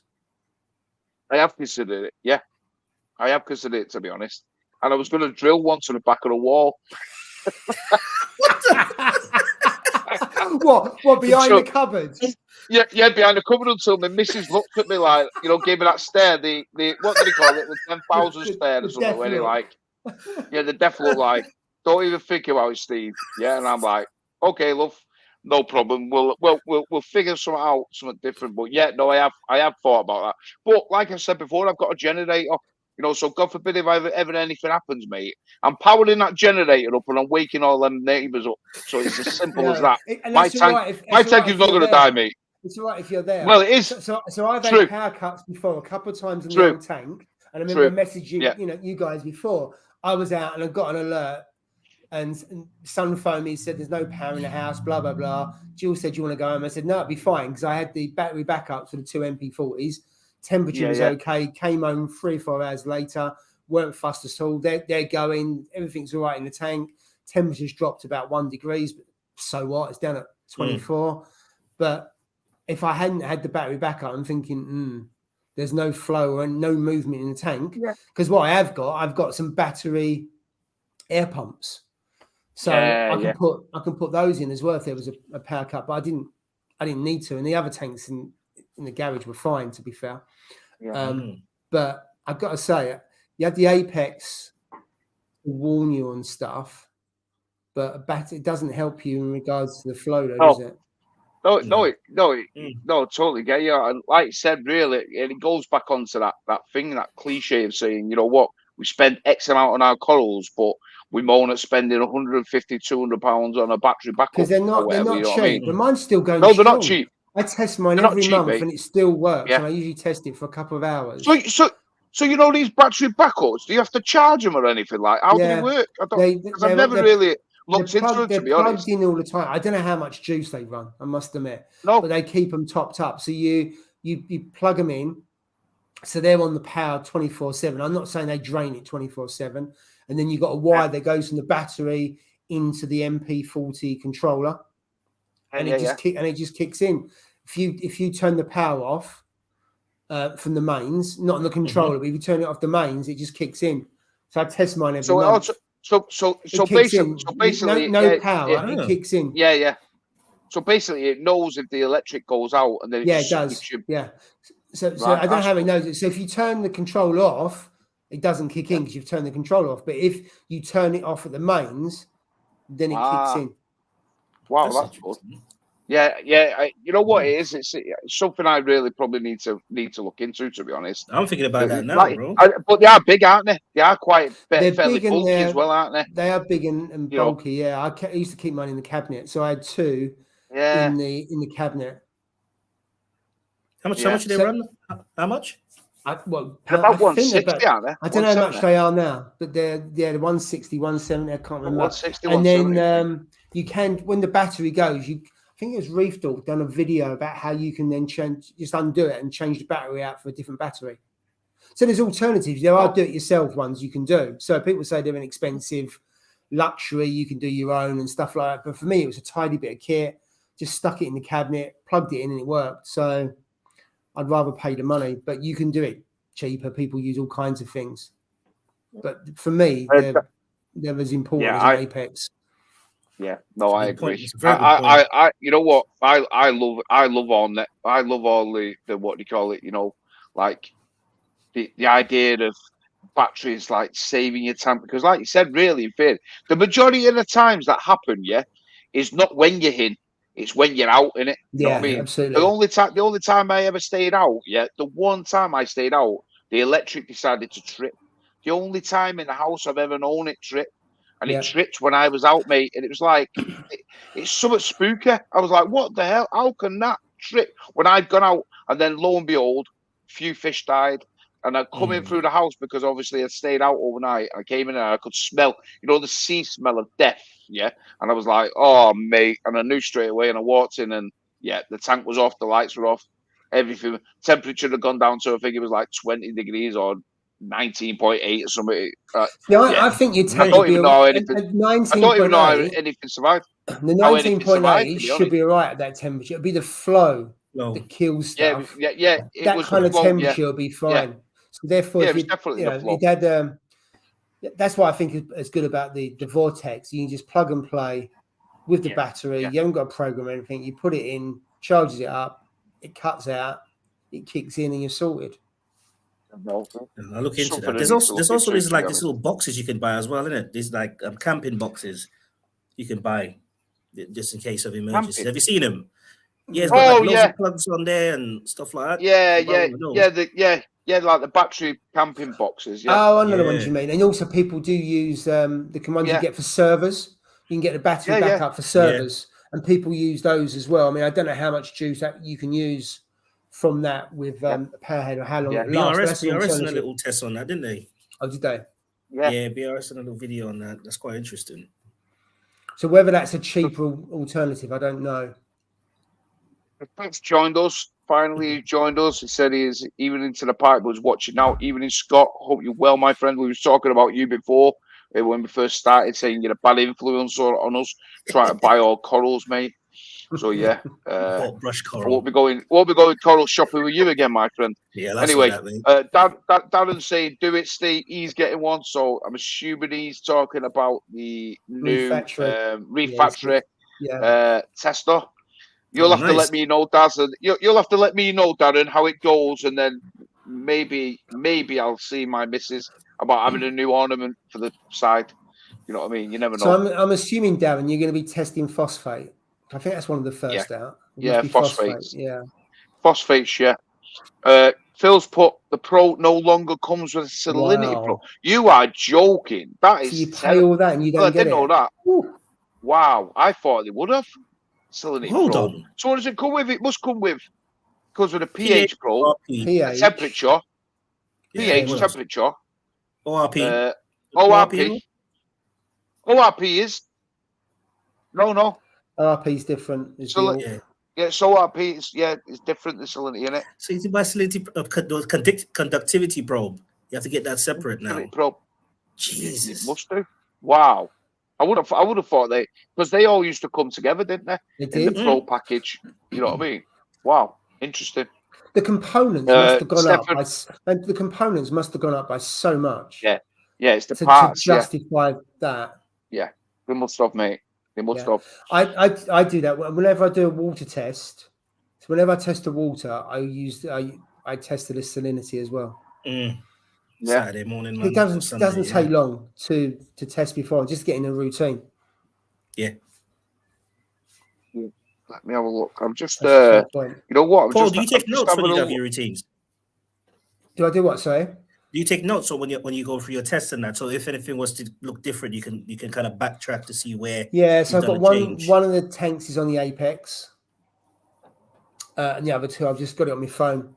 Yeah. I did used to have it on an app, but for whatever reason I stopped using it. So I just got it on my phone and just scroll up, and they're pretty reliable. Don't get many changes, to be honest. But yeah, I do have a look at it just because I'd forget, because sometimes I test every week and other times I haven't tested for 3 weeks. And so I forget what it is. So it's just good just to go back on the last one, just to compare that. And then if it's different, you think, well, is there any trends on it? But if it's not much different to the one before, then I don't worry about it. Yeah, exactly. Keep it in the you know what? Is that thingy? I was just looking there. So that's the American. That's the night, right? That's the one. That's the one. That's the UK one. Take the comment. One, yeah. Take the comment off, Steve, so we can see it. Oh, sorry, mate. Sorry, mate. And then screen you can. There we go. If you scroll up, you can have more information. It'll show everything it comes with. Let me scroll up. Yeah, if you scroll down. Sorry. Won't let me scroll down. No, won't let me. I think it's because it's a. Oh, why won't it let me scroll down? Is it let me scroll down now? 1 minute. So now. There we go. There we go. Come down now. If you want more, click on want more information, and you'll see more information. Yeah. Right. There we go. So that's where it comes with. So what do you get? You get. That's telling you what you get with the actual. Okay, so that's what comes on the brain, isn't it? The ports on the brains, yeah. Yeah. And then it says, let's see, going down. You get the ALP. So you get the ALP and the pH. So you get the ALP, the track temperature, ALP, and the pH. Liquid with level the included sensor. lab grade. Yeah. Yeah. And you get the level depth. Yeah. So you don't get the temperature probe either. You don't get a temperature probe either, do you? Yeah, the track temperature. Oh, sorry, you get it. It's the first one. Yeah. So you get 3 probes. You don't get the salinity. You get the level sensor, and you get the leak detector. Yeah, the leak detector. So that's the new leak detection sensor in it. Yeah, and then that's it. Then you don't get. It doesn't say. Yeah, it doesn't say. You must have to buy that salinity. Wow. So basically, that's costing you what? You've basically got 3 probes there, haven't you? Mm-hmm. Yeah. So you got your temp. You've got your pH. Got your ORP. And then you got your temperature. I'd rather ditch the level sensor and the ORP and have the salinity instead. Yep. Yeah. Yeah. I'd rather swap out 200 quid's worth of kit or even a leak detector and have the salinity. Yeah, I agree, mate. Others later. Wow, you know what? It just goes to show, doesn't it? You know, like it's. I mean, God, the cost of, like you said, the cost of that must be crazy now, mate. It must be like, must be so I like what expensive they've done there. now. I like what they've done there because that's psychological. Because as a new reefer, as an avid reefer, you would know. Yeah, I need to fill in that hole. I need to get this. So you naturally want to go and buy it. You got more shiny. Yeah. So let's see. Paul's put, shall I try Coral Essentials? Mate, I tried it and I absolutely love it. So the answer to that is absolutely yes. Now, going on to that, I had a bit of a problem with my KH. I got it dialed in obviously with a KH keeper. Thought I had it dialed in, but as you all know, with a pH, with a pH probe, which was linked to the Apex, it was faulty, so it was giving me a false reading. So it wasn't switching off. It wasn't switching off the actual Versa, which was linked to me Apex. Yeah. So obviously, my Versa has just been dosing the Calquasa and Calquasa. Yeah. So when I tested my, when I was testing my pH I've calibrated a pH probe on the Reef factory, and I put it back in. It come back straight away, yeah, that it was like 8.45, 8.6, 8.45, 8.46. I was like, that can't be right. So I was like, oh, so I calibrated again, and lo and behold, it came back as that, yeah. Then I done the pH tester on the Hannah checker, and it came back at 8.5. So I mean now, yeah. Let me just bring up this. Let me just bring up what it is now, what it's actually reading at. Yeah. So my pH now is reading at this time at 8.47. It's reaching, and it reached 8.52 at 4 o'clock this afternoon. 8.52 on it. Yeah. So my alkalinity, yeah, was all over the show. So I reached out to Phil. I said, Phil, like, I'm dosing now of this stuff, you know, of their stuff, yeah. It was I'm dosing like 90 mil of it now of alkalinity. And he said, you know what it is? It's because your pH. So if you've got high pH, alkalinity consumption is going to be higher, yeah. So it was either do I reduce my calquasser, yeah, drop the calquasser, yeah, and then try and keep it stable that way, or do it could just continue to the way it is, you know what I mean? Yeah. So what I've done now is I've dropped the calquasser down. I was dosing 2.4 liters of that a day. Yeah. Now I've done it to where I'm only dosing 1.5 liters of calquasser, yeah, per day. It's quite a big drop though, Steve, isn't it? Yeah, it is a big drop. Yeah, it's a big drop. But now that I've done that, obviously because my tank's not getting a lot of calquasser into the system, yeah. pH is still relatively high. Don't get me wrong, yeah, but I'm only dosing now of the stuff. Now I've dropped it back down. Now it's about 64. It's about 65, 64 mils of it a day now. Yeah. And it just goes to show, you know, like I wasn't thinking, you know, in my mind, I wasn't thinking 100% of like, why are we using so much alkalinity here? And it's because my pH was so freaking high, mate. You know what I mean? So if you've got high pH, you're going to use a hell of a lot. And if you've got a fully stocked tank like I have, yeah, you're going to use a hell of a lot of alkalinity, mate. No matter what solutions you're dosing, you're going to use a mega amount of it. You know what I mean? So it was something new that I've learned. I've been in the hobby, 4.5 years? And I was like, wow, I didn't really take that into account. So now I've got on top of it, I won't be making that mistake again. Have you also seen an increase in the speed of the growth of the corals as well? Oh, mate, yeah. Well, those ones those ones that I snapped off for the, you know, and I fragged them, yeah.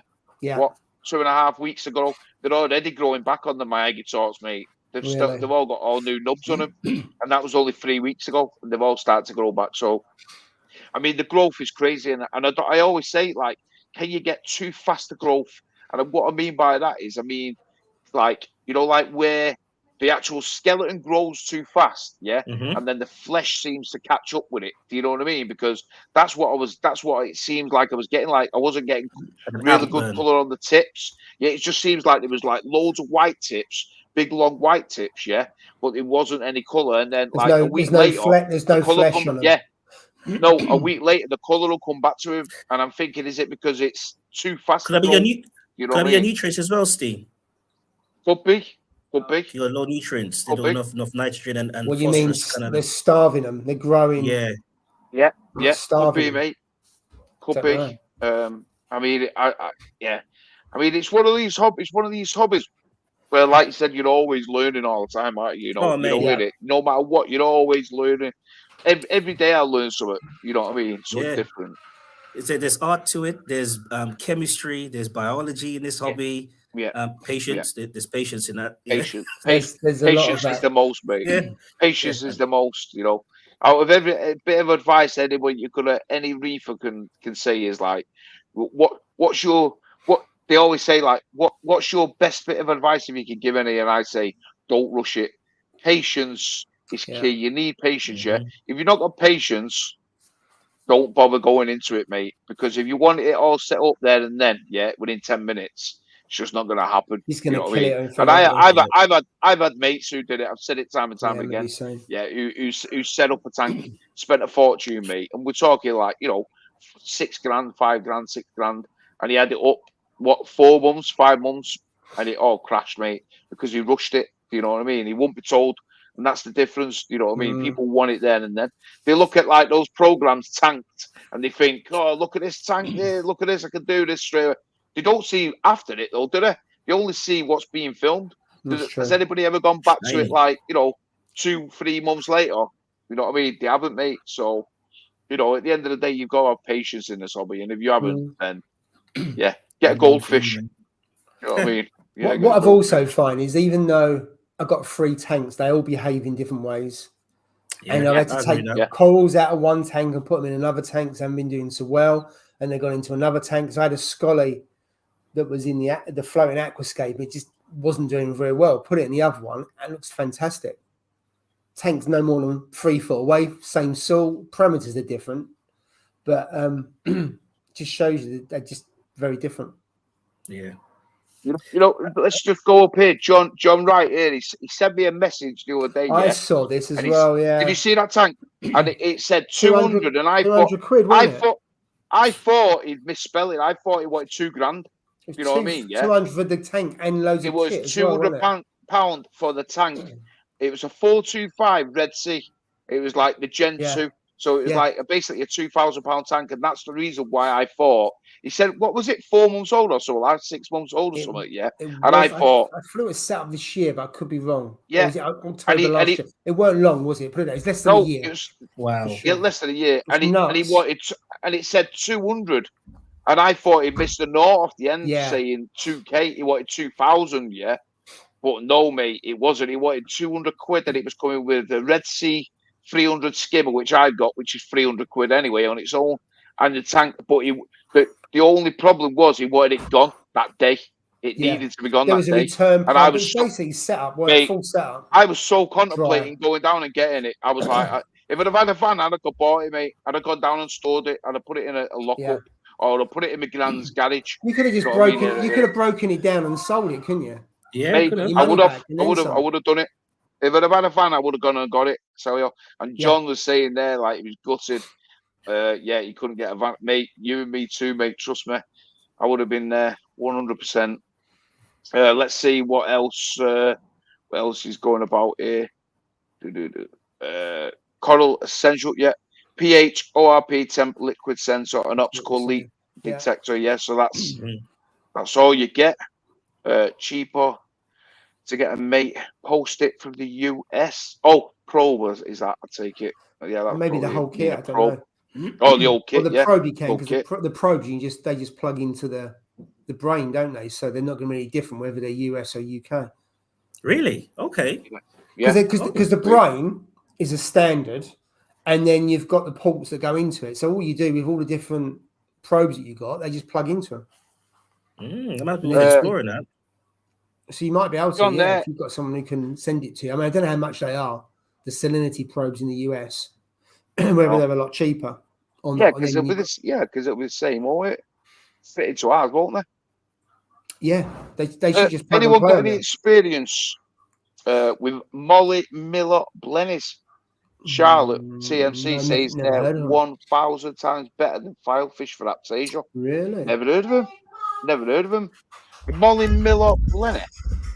Let's have a look at that. And Molly Miller Blenny. Molly Miller Blenny. Molly Miller Blenny. What does it look like? Try to get it. Let's bring it up now. Molly Miller Blenny. There we go. Got one now here. Loading up. So let me go back on and then share it. Present. Share screen. Molly Miller Blenny. There we go. You see it? Yeah. I've never seen that fish ever. This is a new heard of it. I haven't seen it. I've never seen it myself, mate. So yeah. No, I don't want to follow you. According to one could scarcely refer to the Molly Miller Blenny as an ornamental fish. Those hideous animals. Yes. This bulbous head, bony head, huge eyes, and a bristle-like appendages. They're not selling it, are they, very well? Well, no, yeah. They're not selling it. Pretty cute, though, isn't it? Look at it. It's a bit different. What does it say? Yeah, it is different. Let's see. I mean, let's face it. If it gets rid of Aptasia, you won't care, will you? Yeah. Oh, there we go. Well, there it says, yeah. So it says there. It feeds on cyano and Aptasia. Yeah, it's known to feed on detritus, cyanobacteria. So basically, it feeds on the stuff that we want to get rid of. We want to get rid of. Why have we never heard of this then? Don't know. If that's the case, strange. I've never even heard of that. Yeah. So you know what, John, you've sorted it out there, mate. I haven't heard anyone say that as something that you get to get rid of Aptasia. You get the usual, don't you? Filefish, peps, and stuff like that. But absolutely. No, never heard of that. Never heard of that fish before. Never even seen one in a shop. So I wonder if they're rare. Good luck, mate. If you get one of them, tell you what, John, find out if they can. Because usually TMC will order one in for you, won't you? Via your LFS. Yeah, it says bubble algae too. He's been researching it, and bubble algae. So, John, did TMC say they can order it in? Yeah. I'm just going to take it. I'll forget the name, so I'm just going to take it. I'm going to find out whether they get them in or not. You sure that an algae blenny in drag? with basically, it's got lipstick on. Yeah. Such drippy to say that. They'll all be sold out now. Yeah, they will be, mate. You started a thing. I know. Has anyone seen the Top Shelf Aquatics 2023 store? So on YouTube, what a shop there, Coral Farm store is unbelievable. Definitely. I haven't seen that video, but I've seen previous ones. The top one.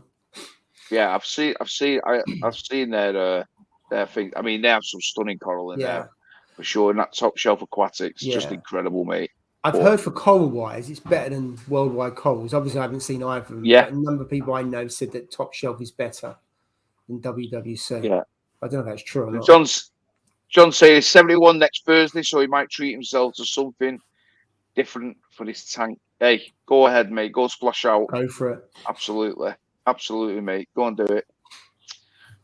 So you know what? We're all up.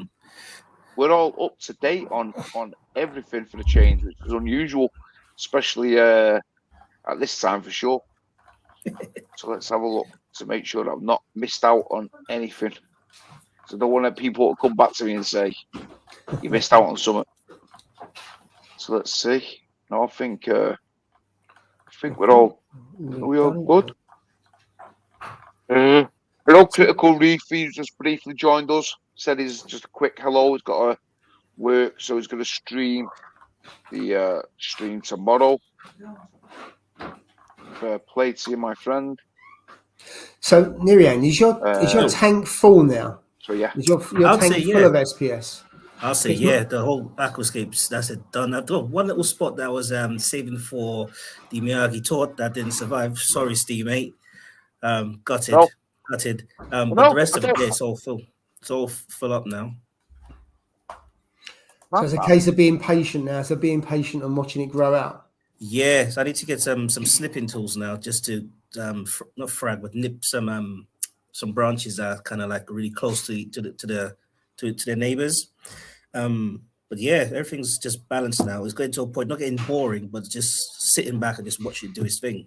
So have you got the patience to just watch it and not tinker or not take stuff out and put things in? Because once it's full, that's the hardest thing around not buying anymore, or do you end up just filling up the sandbed with other stuff? That's what I'm trying to resist now. So the sandbed now, I've got A cans there, but I've diverted my attention to the Pico. So I've kind of like taken the leaf out of your book. I've gotten a little bubble tip for the Pico and just kept it in there. Okay. Yeah, and just monitoring it. So I'm focusing on that now. I've got to say, I haven't really bothered about NIMS, but now I've got NIMS. You just watch them and the different shapes and all the different patterns that are around the mouth and things like that. And I just had so much movement. I've got loads of room for more of them. But I've got to say, I'm really pleased that I gone down the NIM route. Yeah. How many species you got now? You got like bubble tips. What else you got? I don't even know the names. I've got I've got a post on Instagram. Someone's got a Nexus. I've got a Nexus. I've got a green bubble tip, I think it is. Got a couple of really bright pink ones as well. So I think I've got 7 in total. And that'd be how many species? 1, 2, but I think 4 different types. Wow. And 1 split. So I had 6 and 1 split for the first time as well. So I've got 7 now. Probably going to add a couple more and just leave it because it's interesting the flow. Since I added the flow on the right-hand side, they've grown a lot more. But they're not going over to the left where there isn't so much flow. They're not going to the left-hand side of the tank. They're staying on the right. Away so obviously from the flow. With the flow. Oh. So they seem to like the flow. So where I've got the chalice and that on the left, because chalice don't need much in terms of flow. So it's almost turned into 2 sides. You've got kind of chalice and that on the left-hand side, and then towards the front and then around the side where there's more flow. That's where the nems are. And they're just taking spots there. So none of them have been on the left-hand side of the tank, which is a bit weird. I'm assuming that's down to the flow. But I've got some down that are right low down and high, so it's not light related. It's interesting. That's really interesting. Yeah, because mine's just at the top left-hand corner, just above the return nozzle for the Pico. So I'm thinking, should I get like the tiny return pumps to put it there to see if I can get some more circulation into the tank? There's a lot there from that little EIM. I just need to, So they seem to like it. If I wanted NEMS on the left-hand side, I'd probably put another power head in and see how that goes and just increase the flow. Yeah. But one you of still got that MP? MP40? No, not in here. No. So in here, I've got, you can't see it, a Nero 3 just there. So it's on the back. See, with an MP40 and MP10, you've got to have on the side of the glass. And that's a peninsula. I don't really want it. I want it on the back. And of course, you can't put it on the back because you've got a back chamber. Yeah. So I'd have to I couldn't put another Nero there because you've got the filter sock there. So I'd have to get a Tunzi and put it on the corner. I can put it on the back or just in the back corner down the side, but I wouldn't put an MP10 or anything. It's just you want a clean side of the glass. That's what I like about the Neros. It goes in the back and you can hardly see it, which is really good. And they're quite narrow as well, aren't they, the Neros? There's not much profile to them. Do you remember, is it the sea sweeps? Where they had that little... where they turn. Tanks. Yeah. I don't know. I think I speak to Johnny about this, and I saw something on BRS that he was saying that there's not many people that make them, but there's one person that he was speaking to that make it. But if someone could come with like a design that can maybe fit the Neros and that for smaller tanks, so that instead of like having, because you can only go to the back wall or the side wall, that's all you can do. If we can have something that can go in a corner and can cover.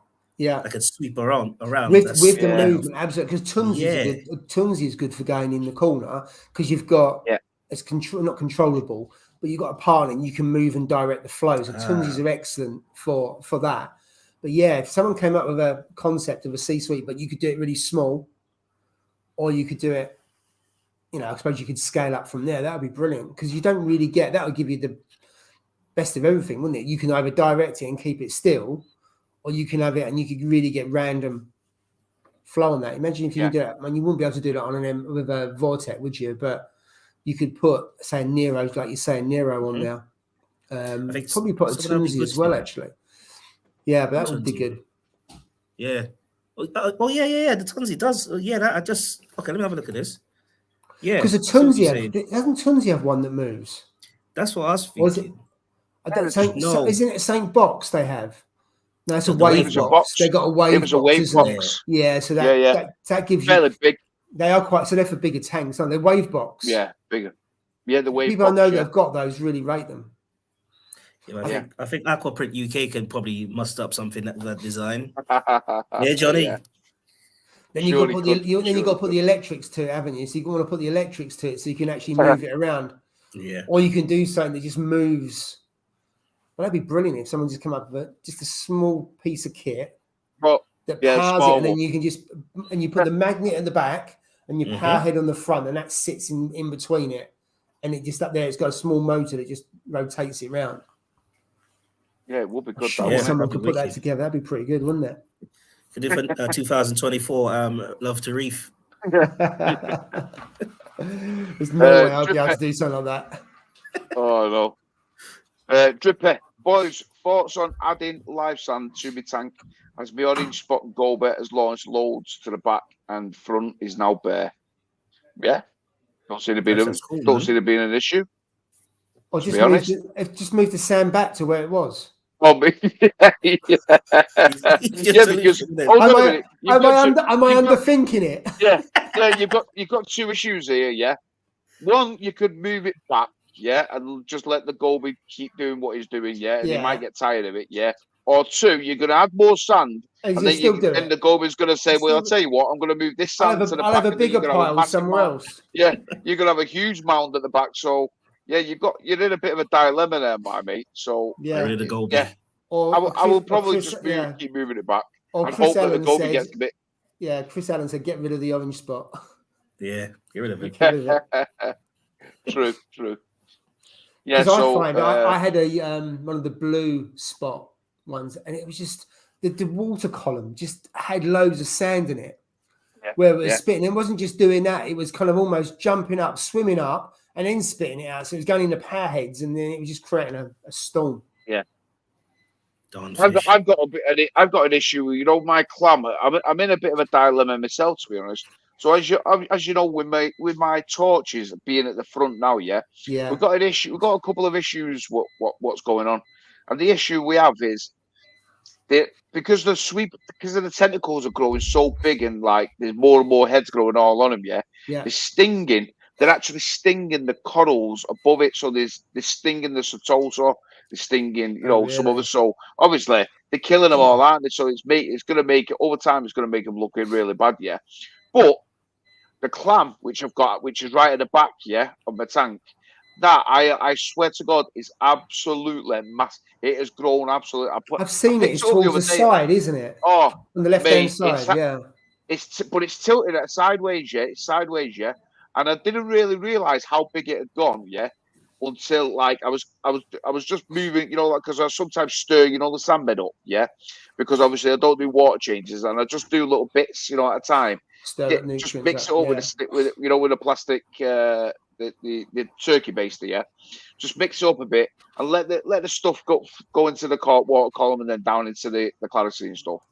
So I was just like mixing it up, and I thought, you know what, I'll get underneath that clam. So I lifted the clam up, and it could literally fill my hand, mate. So now I'm thinking to myself, do I move the clam where the torches are now, and as that as a showpiece. But then I thought, well, where am I going to put my clam? Where am I going to put my torches? My torches, you know what I mean? Because I can't move them to the back, you know what I mean? Yeah. What's to the left? What's to the left of your torches? Could you clear an area to the left of your torches? The only things to the left of my torches is the zoas, the zoa rock. Oh, and I'd rather have a lovely big clam than because you've got zoas higher up though, haven't you? Your zoas are higher up on the left, on the right hand side. Maybe get rid of your zoas and your montes, and put your montes around the side. There's that Monte Porter. It's the Monte Porter cap in it. The Capricornis, Yeah. So it's like, do I snap that off completely? Yeah. I was thinking, do I snap that? Break it, and then all the torches there, and then put the clam at the front, and then break that Monte Porter cap, break it all up, and then basically put I've got another nice piece of rock there, not big, and then move those zoas around, and then put the rock, and then basically use that corner then. And use that as the torch corner. You know what I mean? I could have that as a torch corner then. It's not really going to sting anything because the Monte Porter cap will have gone. You know what I mean? And I think it might, because that clam is just wasted there, mate. That is just growing like crazy. So I'm thinking, you know what? I'm thinking to myself, if I put it there, it'll be a showpiece of a tank. It'll just be a showpiece of the tank. It's a beautiful clam. It's massive. So I'm thinking of doing a bit of moving about, but I do like that Monte Porter. But then I'm thinking, I like the torches. What do you prefer, torch, Monte, or the clam? Yeah. What's the two of the three? The torches, mate. The torches. So it's I think I might do that sometime this week. So the only question is, would the torch tentacles, would they extend as far as the clam? And if so, would they irritate it? No, because the flow comes from the right to the left. Right, okay. So it should be okay. It should be okay, yeah. Yeah, they should be okay because I don't really get the flow coming from the left to the right. You know what I mean? Other than when it goes on, like on the tidal swell, when they have it alternate it, then it alternates, it moves like that, from side to side. But by that time, that's going towards later on at night, later on in the evening. So they've curled up then, you know what I mean? So I'm thinking we should be good there. But I said, even the missus says, you know what, it's just wasted that clam at the back of there.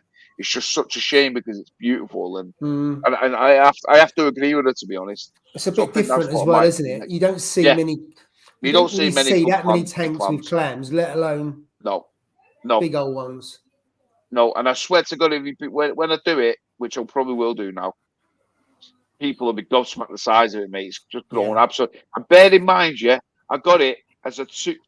It was literally a 2 centimeter, a 2 centimeter little Durasa clam, and everybody said that'll die. You don't got no chance. That's why they sell them for 40 quid. It's not. You got no chance. Yeah, it'll die because they always say like you should get like a 3 to 4 centimeter one. A slightly larger one. Yeah, and I was like, and mine was like 1 to 2 centimeters, and he was like, yeah, it's not going to survive that. And you know what? What is it? Go really quickly? 2 years old. Hey, did it go really, really fast? Clams. Oh, mate, it's massive. The only ones that don't grow really quick, as I find, is the Maximusa clams. The bluer ones, the Durasa clams, and those ones, they always seem to grow a lot quicker. I don't know why, but whereas the ones with are more colourful, the really, really colourful ones like the purples and stuff, they seem to be slower growing. You know what I mean? Or from my experience, you know what I mean? They seem to be slower. I don't know whether anybody has had different experience with it, but I mean, it seems to be. I mean, it's grown, but my Maxima clam has grown. It's grown a pretty decent size, but nothing compared to the Durasa clam. And basically, I've got them similar sort of sizes. You know what I mean? So it just goes to show that, and I don't really spot feed them. You know what I mean? So that's another thing. When I used to put phyto in, because obviously, as we all know, phyto for clams is really good, with them and stuff, but I did used to spot feed the phyto into them, maybe it's got to be over a year ago or something. But I haven't spot fed them well over a year. I just tip like I said I did on my Instagram. I tip all the coral power food and stuff, and I just it's probably liking that as well because it filter feeds, doesn't it? All the time. Feeds, I've never kept clams before, but when you see the smaller ones that are bright blue, it seems to be the bigger ones have less colour on them, haven't they? But the smaller ones are just popping blue. So one day I'll keep clams, but I've never had them before. Mate, I wouldn't have them without them. Yeah. I wouldn't have I had 3 of them, didn't I? And then I sold one in the end because remember you selling one at the front of it. Yeah. That one that I sold, that was just growing crazy as well. That was another Durasa clam, and I was like, they just grow so quick, mate. Once they settle into your tank. But what they are is the nutrient feeders, aren't they? So they filter out all your nitrates. Bigger and bigger. That's going to be sucking up with everything else you got. You said, and that just hoovers it up. Absolutely, mate. I think that's a massive thing. I was saying that to the missus. I went, I'm wondering if the clam is taking a lot of the nutrients up out of the system as well. And your alkalinity. Yeah, exactly. You know what I mean? So all of these things you've just got to take into account, aren't you? Which you don't really. You always you concentrate on one specific thing, don't you? And you're focused on that thing. When in reality, you should be thinking about 3 or 4 different things that could be happening, in your tank. I'm like tunnel visioned into one thing. You've been focusing on calc for like 80. You've been talking about it for 6 months. Focusing, mate. And then you've had it for how long? So it's all been about the KH keeper, then the calc, and it's kind of those two. And then there was the aquaforest in between. What am I doing in the aquaforest? So you've put that to bed. And the tons. You can't forget the tons, mate. How can we forget that? Gee. But the tons, hey, that's 10 out of 10 now, mate. Working order, wonderful working order. Yeah, wicked. So it's 10 out of 10, mate. Do you feel like you're getting pressed for space in your tank at the moment, Steve? You gonna take out some rock, or you gonna rescape? What are you gonna do? Is this a joke question as well, or what, mate? I'm just asking. Dead right, mate. No, mate. It's coming to the point where I'll add a coral. Got no room. I'll add a coral. Oh, mate, it's coming to the point where like I want to add more coral into my tank. I want to add it, and I'm like, how am I going to do it? Yeah, it's it's like a drug addict in it. Like drug addicts. Yeah, like they become hooked on a drug, or alcoholics, don't they? You just that's what we're like, mate. We're like that. Yeah, with our corals, we go to a coral shop, or I do. Yeah. And I have got to, if I see something, I've got to buy it. But then I think to myself, why have I bought that? Because I can't fit it in my tank. Where am I going to put it? And then I struggle for space. And then I'm like, I blame myself, mate. It's just there's a suggestion. Yeah. Have you seen these guys with the long tanks, and they have like a small tank next to it, into the same sump? Yeah. Well, to be honest, the only issue I have with that, is I need to get to the back of my tank because I have to. That's where all my containers are. Do you know what I mean? So my Calquasser containers behind the back. Yeah, me RO top off is behind the back. My reagent for my KH keeper is at the back of the tank. So this little thing here, this side cabinet here, it looks nice, doesn't it? It's nice piece of furniture, yeah. It's top, really nice. But in reality, what it's doing is it's hiding all the crap behind the back of the tank. That's what it's doing, mate. You know what I mean? So I've got to have that there because otherwise I've got to get a larger tank. You know what I mean? And the missus won't have one. That's a good idea. So I'm onto her, mate. I'm onto her. We'll get there. We'll get there in the end. But transitioning from my tank into another one, because remember, it's only a small. It's not a massive house, do you know what I mean? Yeah. So that would mean I'd have to build a new tank here, yeah.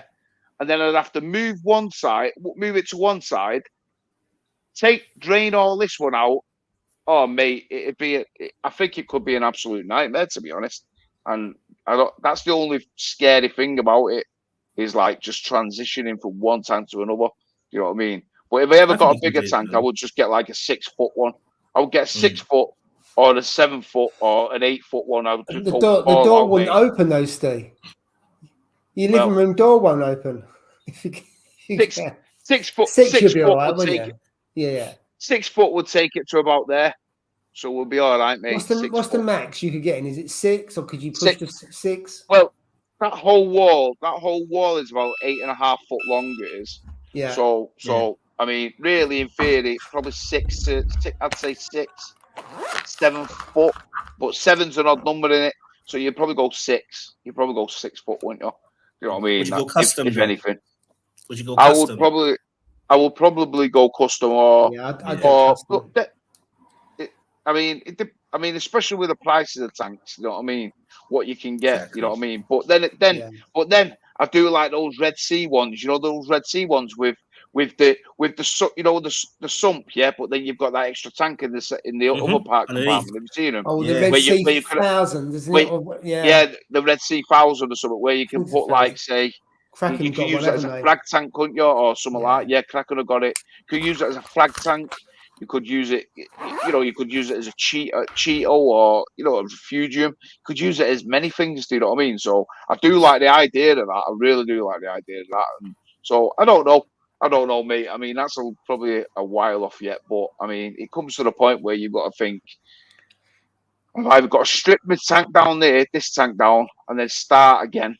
Yeah, in a sense of like, just specific and just completely strip it down. Sell loads of stuff and keep some frags. Yeah. That's the only thing and keep the special ones.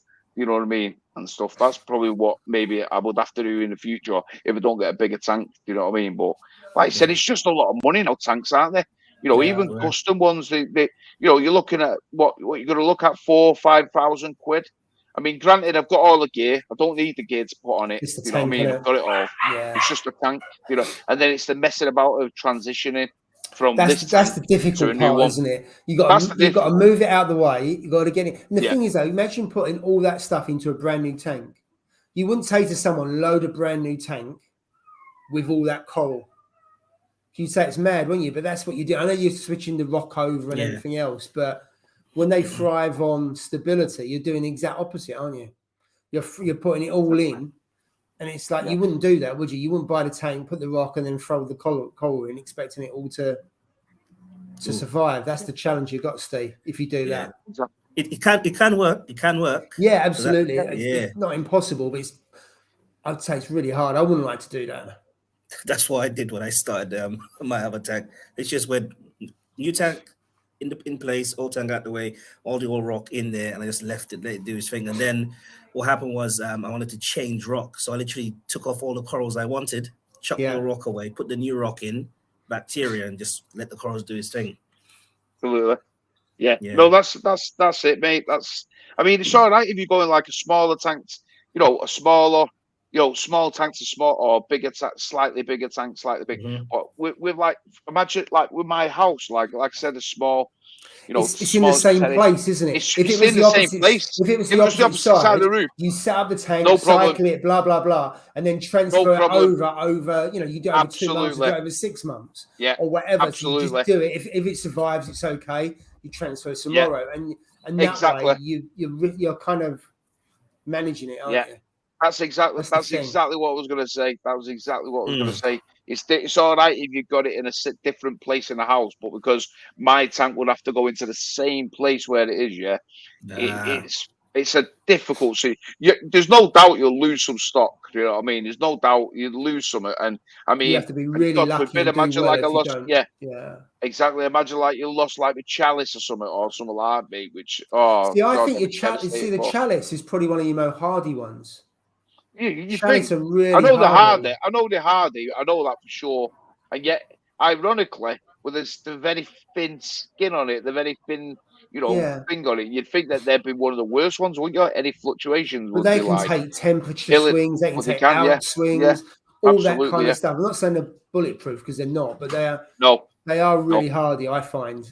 No, Right, let's have a quick look at this before we've only got 5 minutes or so. John, Steve, what calcium hydroxide do you use? I use the thickest APC one, mate. What I'll do is I'll send the link to you, I'll message you. So I think it's the APC hydroxide. I think it is. I use. It's in the cupboard. I'll send the link to you, mate. So stay tuned for that. Steve, how much do you reckon the clams are worth now? Mate, you know what? Clams are quite expensive now, to be honest. If you could get a decent size, if you could get a decent size clam, that clam in mine there, I reckon it's got to be well worth over 200 quid, 200 odd quid, easy, mate, all day long. You won't get a big. It's probably about what I'd say 7 inch, 8 inch or something, 9 inches or something. I reckon that is in there. It's a big clam. It is a big clam. So, but yeah, if I do that move, you'll see exactly how big it is. John has also put, great to have Nelian on here, would like to have him every week. So Nelian, a big fan there for you. Thank you, mate. Paul, good luck for next Wednesday. Absolutely, I'll be watching that myself, to be honest, with West Ham. Looking forward to it. Don't suppose you're a fish assassin in your spare time, Chris. That relates to the orange spot. Oh, yeah. Chris Allen, I think it was. Oh, no. That's right. Paul, I'm really nervous about tomorrow. Are you nervous, Steve? Are you home to watch it? Hey, are you working? I've finished work at 2:30, so I'll get a bang on time, 3 o'clock kickoff. Nice. It's a 3 o'clock kickoff in it, so yeah, I will be watching it. But all I'm going to say is I'm not going to be putting any money on it anyway. That's for sure. I'm a United fan, so yeah, I'm not going to be putting any money on it. Let's see, Grippy. Before you go, shout out to Paul's better half, the lovely Jill, the world's best raffle ticker. Absolutely. Darren's put, that's my job in the coming weeks. Obviously, he's tank transferring. Yeah. That'll be that. And then John's put that Red Sea 425, which is what it was, would have looked great next to yours. I'm sure it would have, mate. I'm sure it would have. Don't think the missus would have liked that 425 next to my 350. Who should have said something about that? It would have stuck out more, wouldn't it? Because it's a 4 foot tank, isn't it? Yeah, it's a bit more front to back.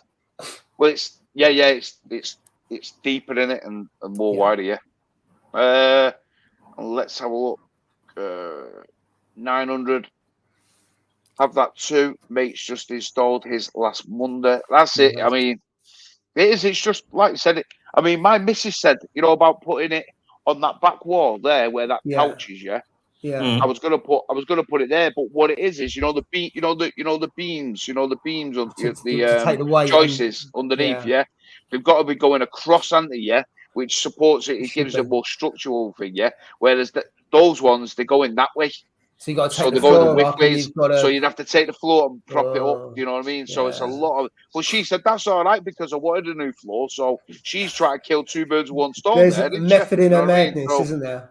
Yeah. I'm liking it. Yeah. So maybe that could be a way to go. Absolutely. But we'll see. But anyway, we are. I think we're out done. of time. We are, my friend. Once again, absolutely flown by.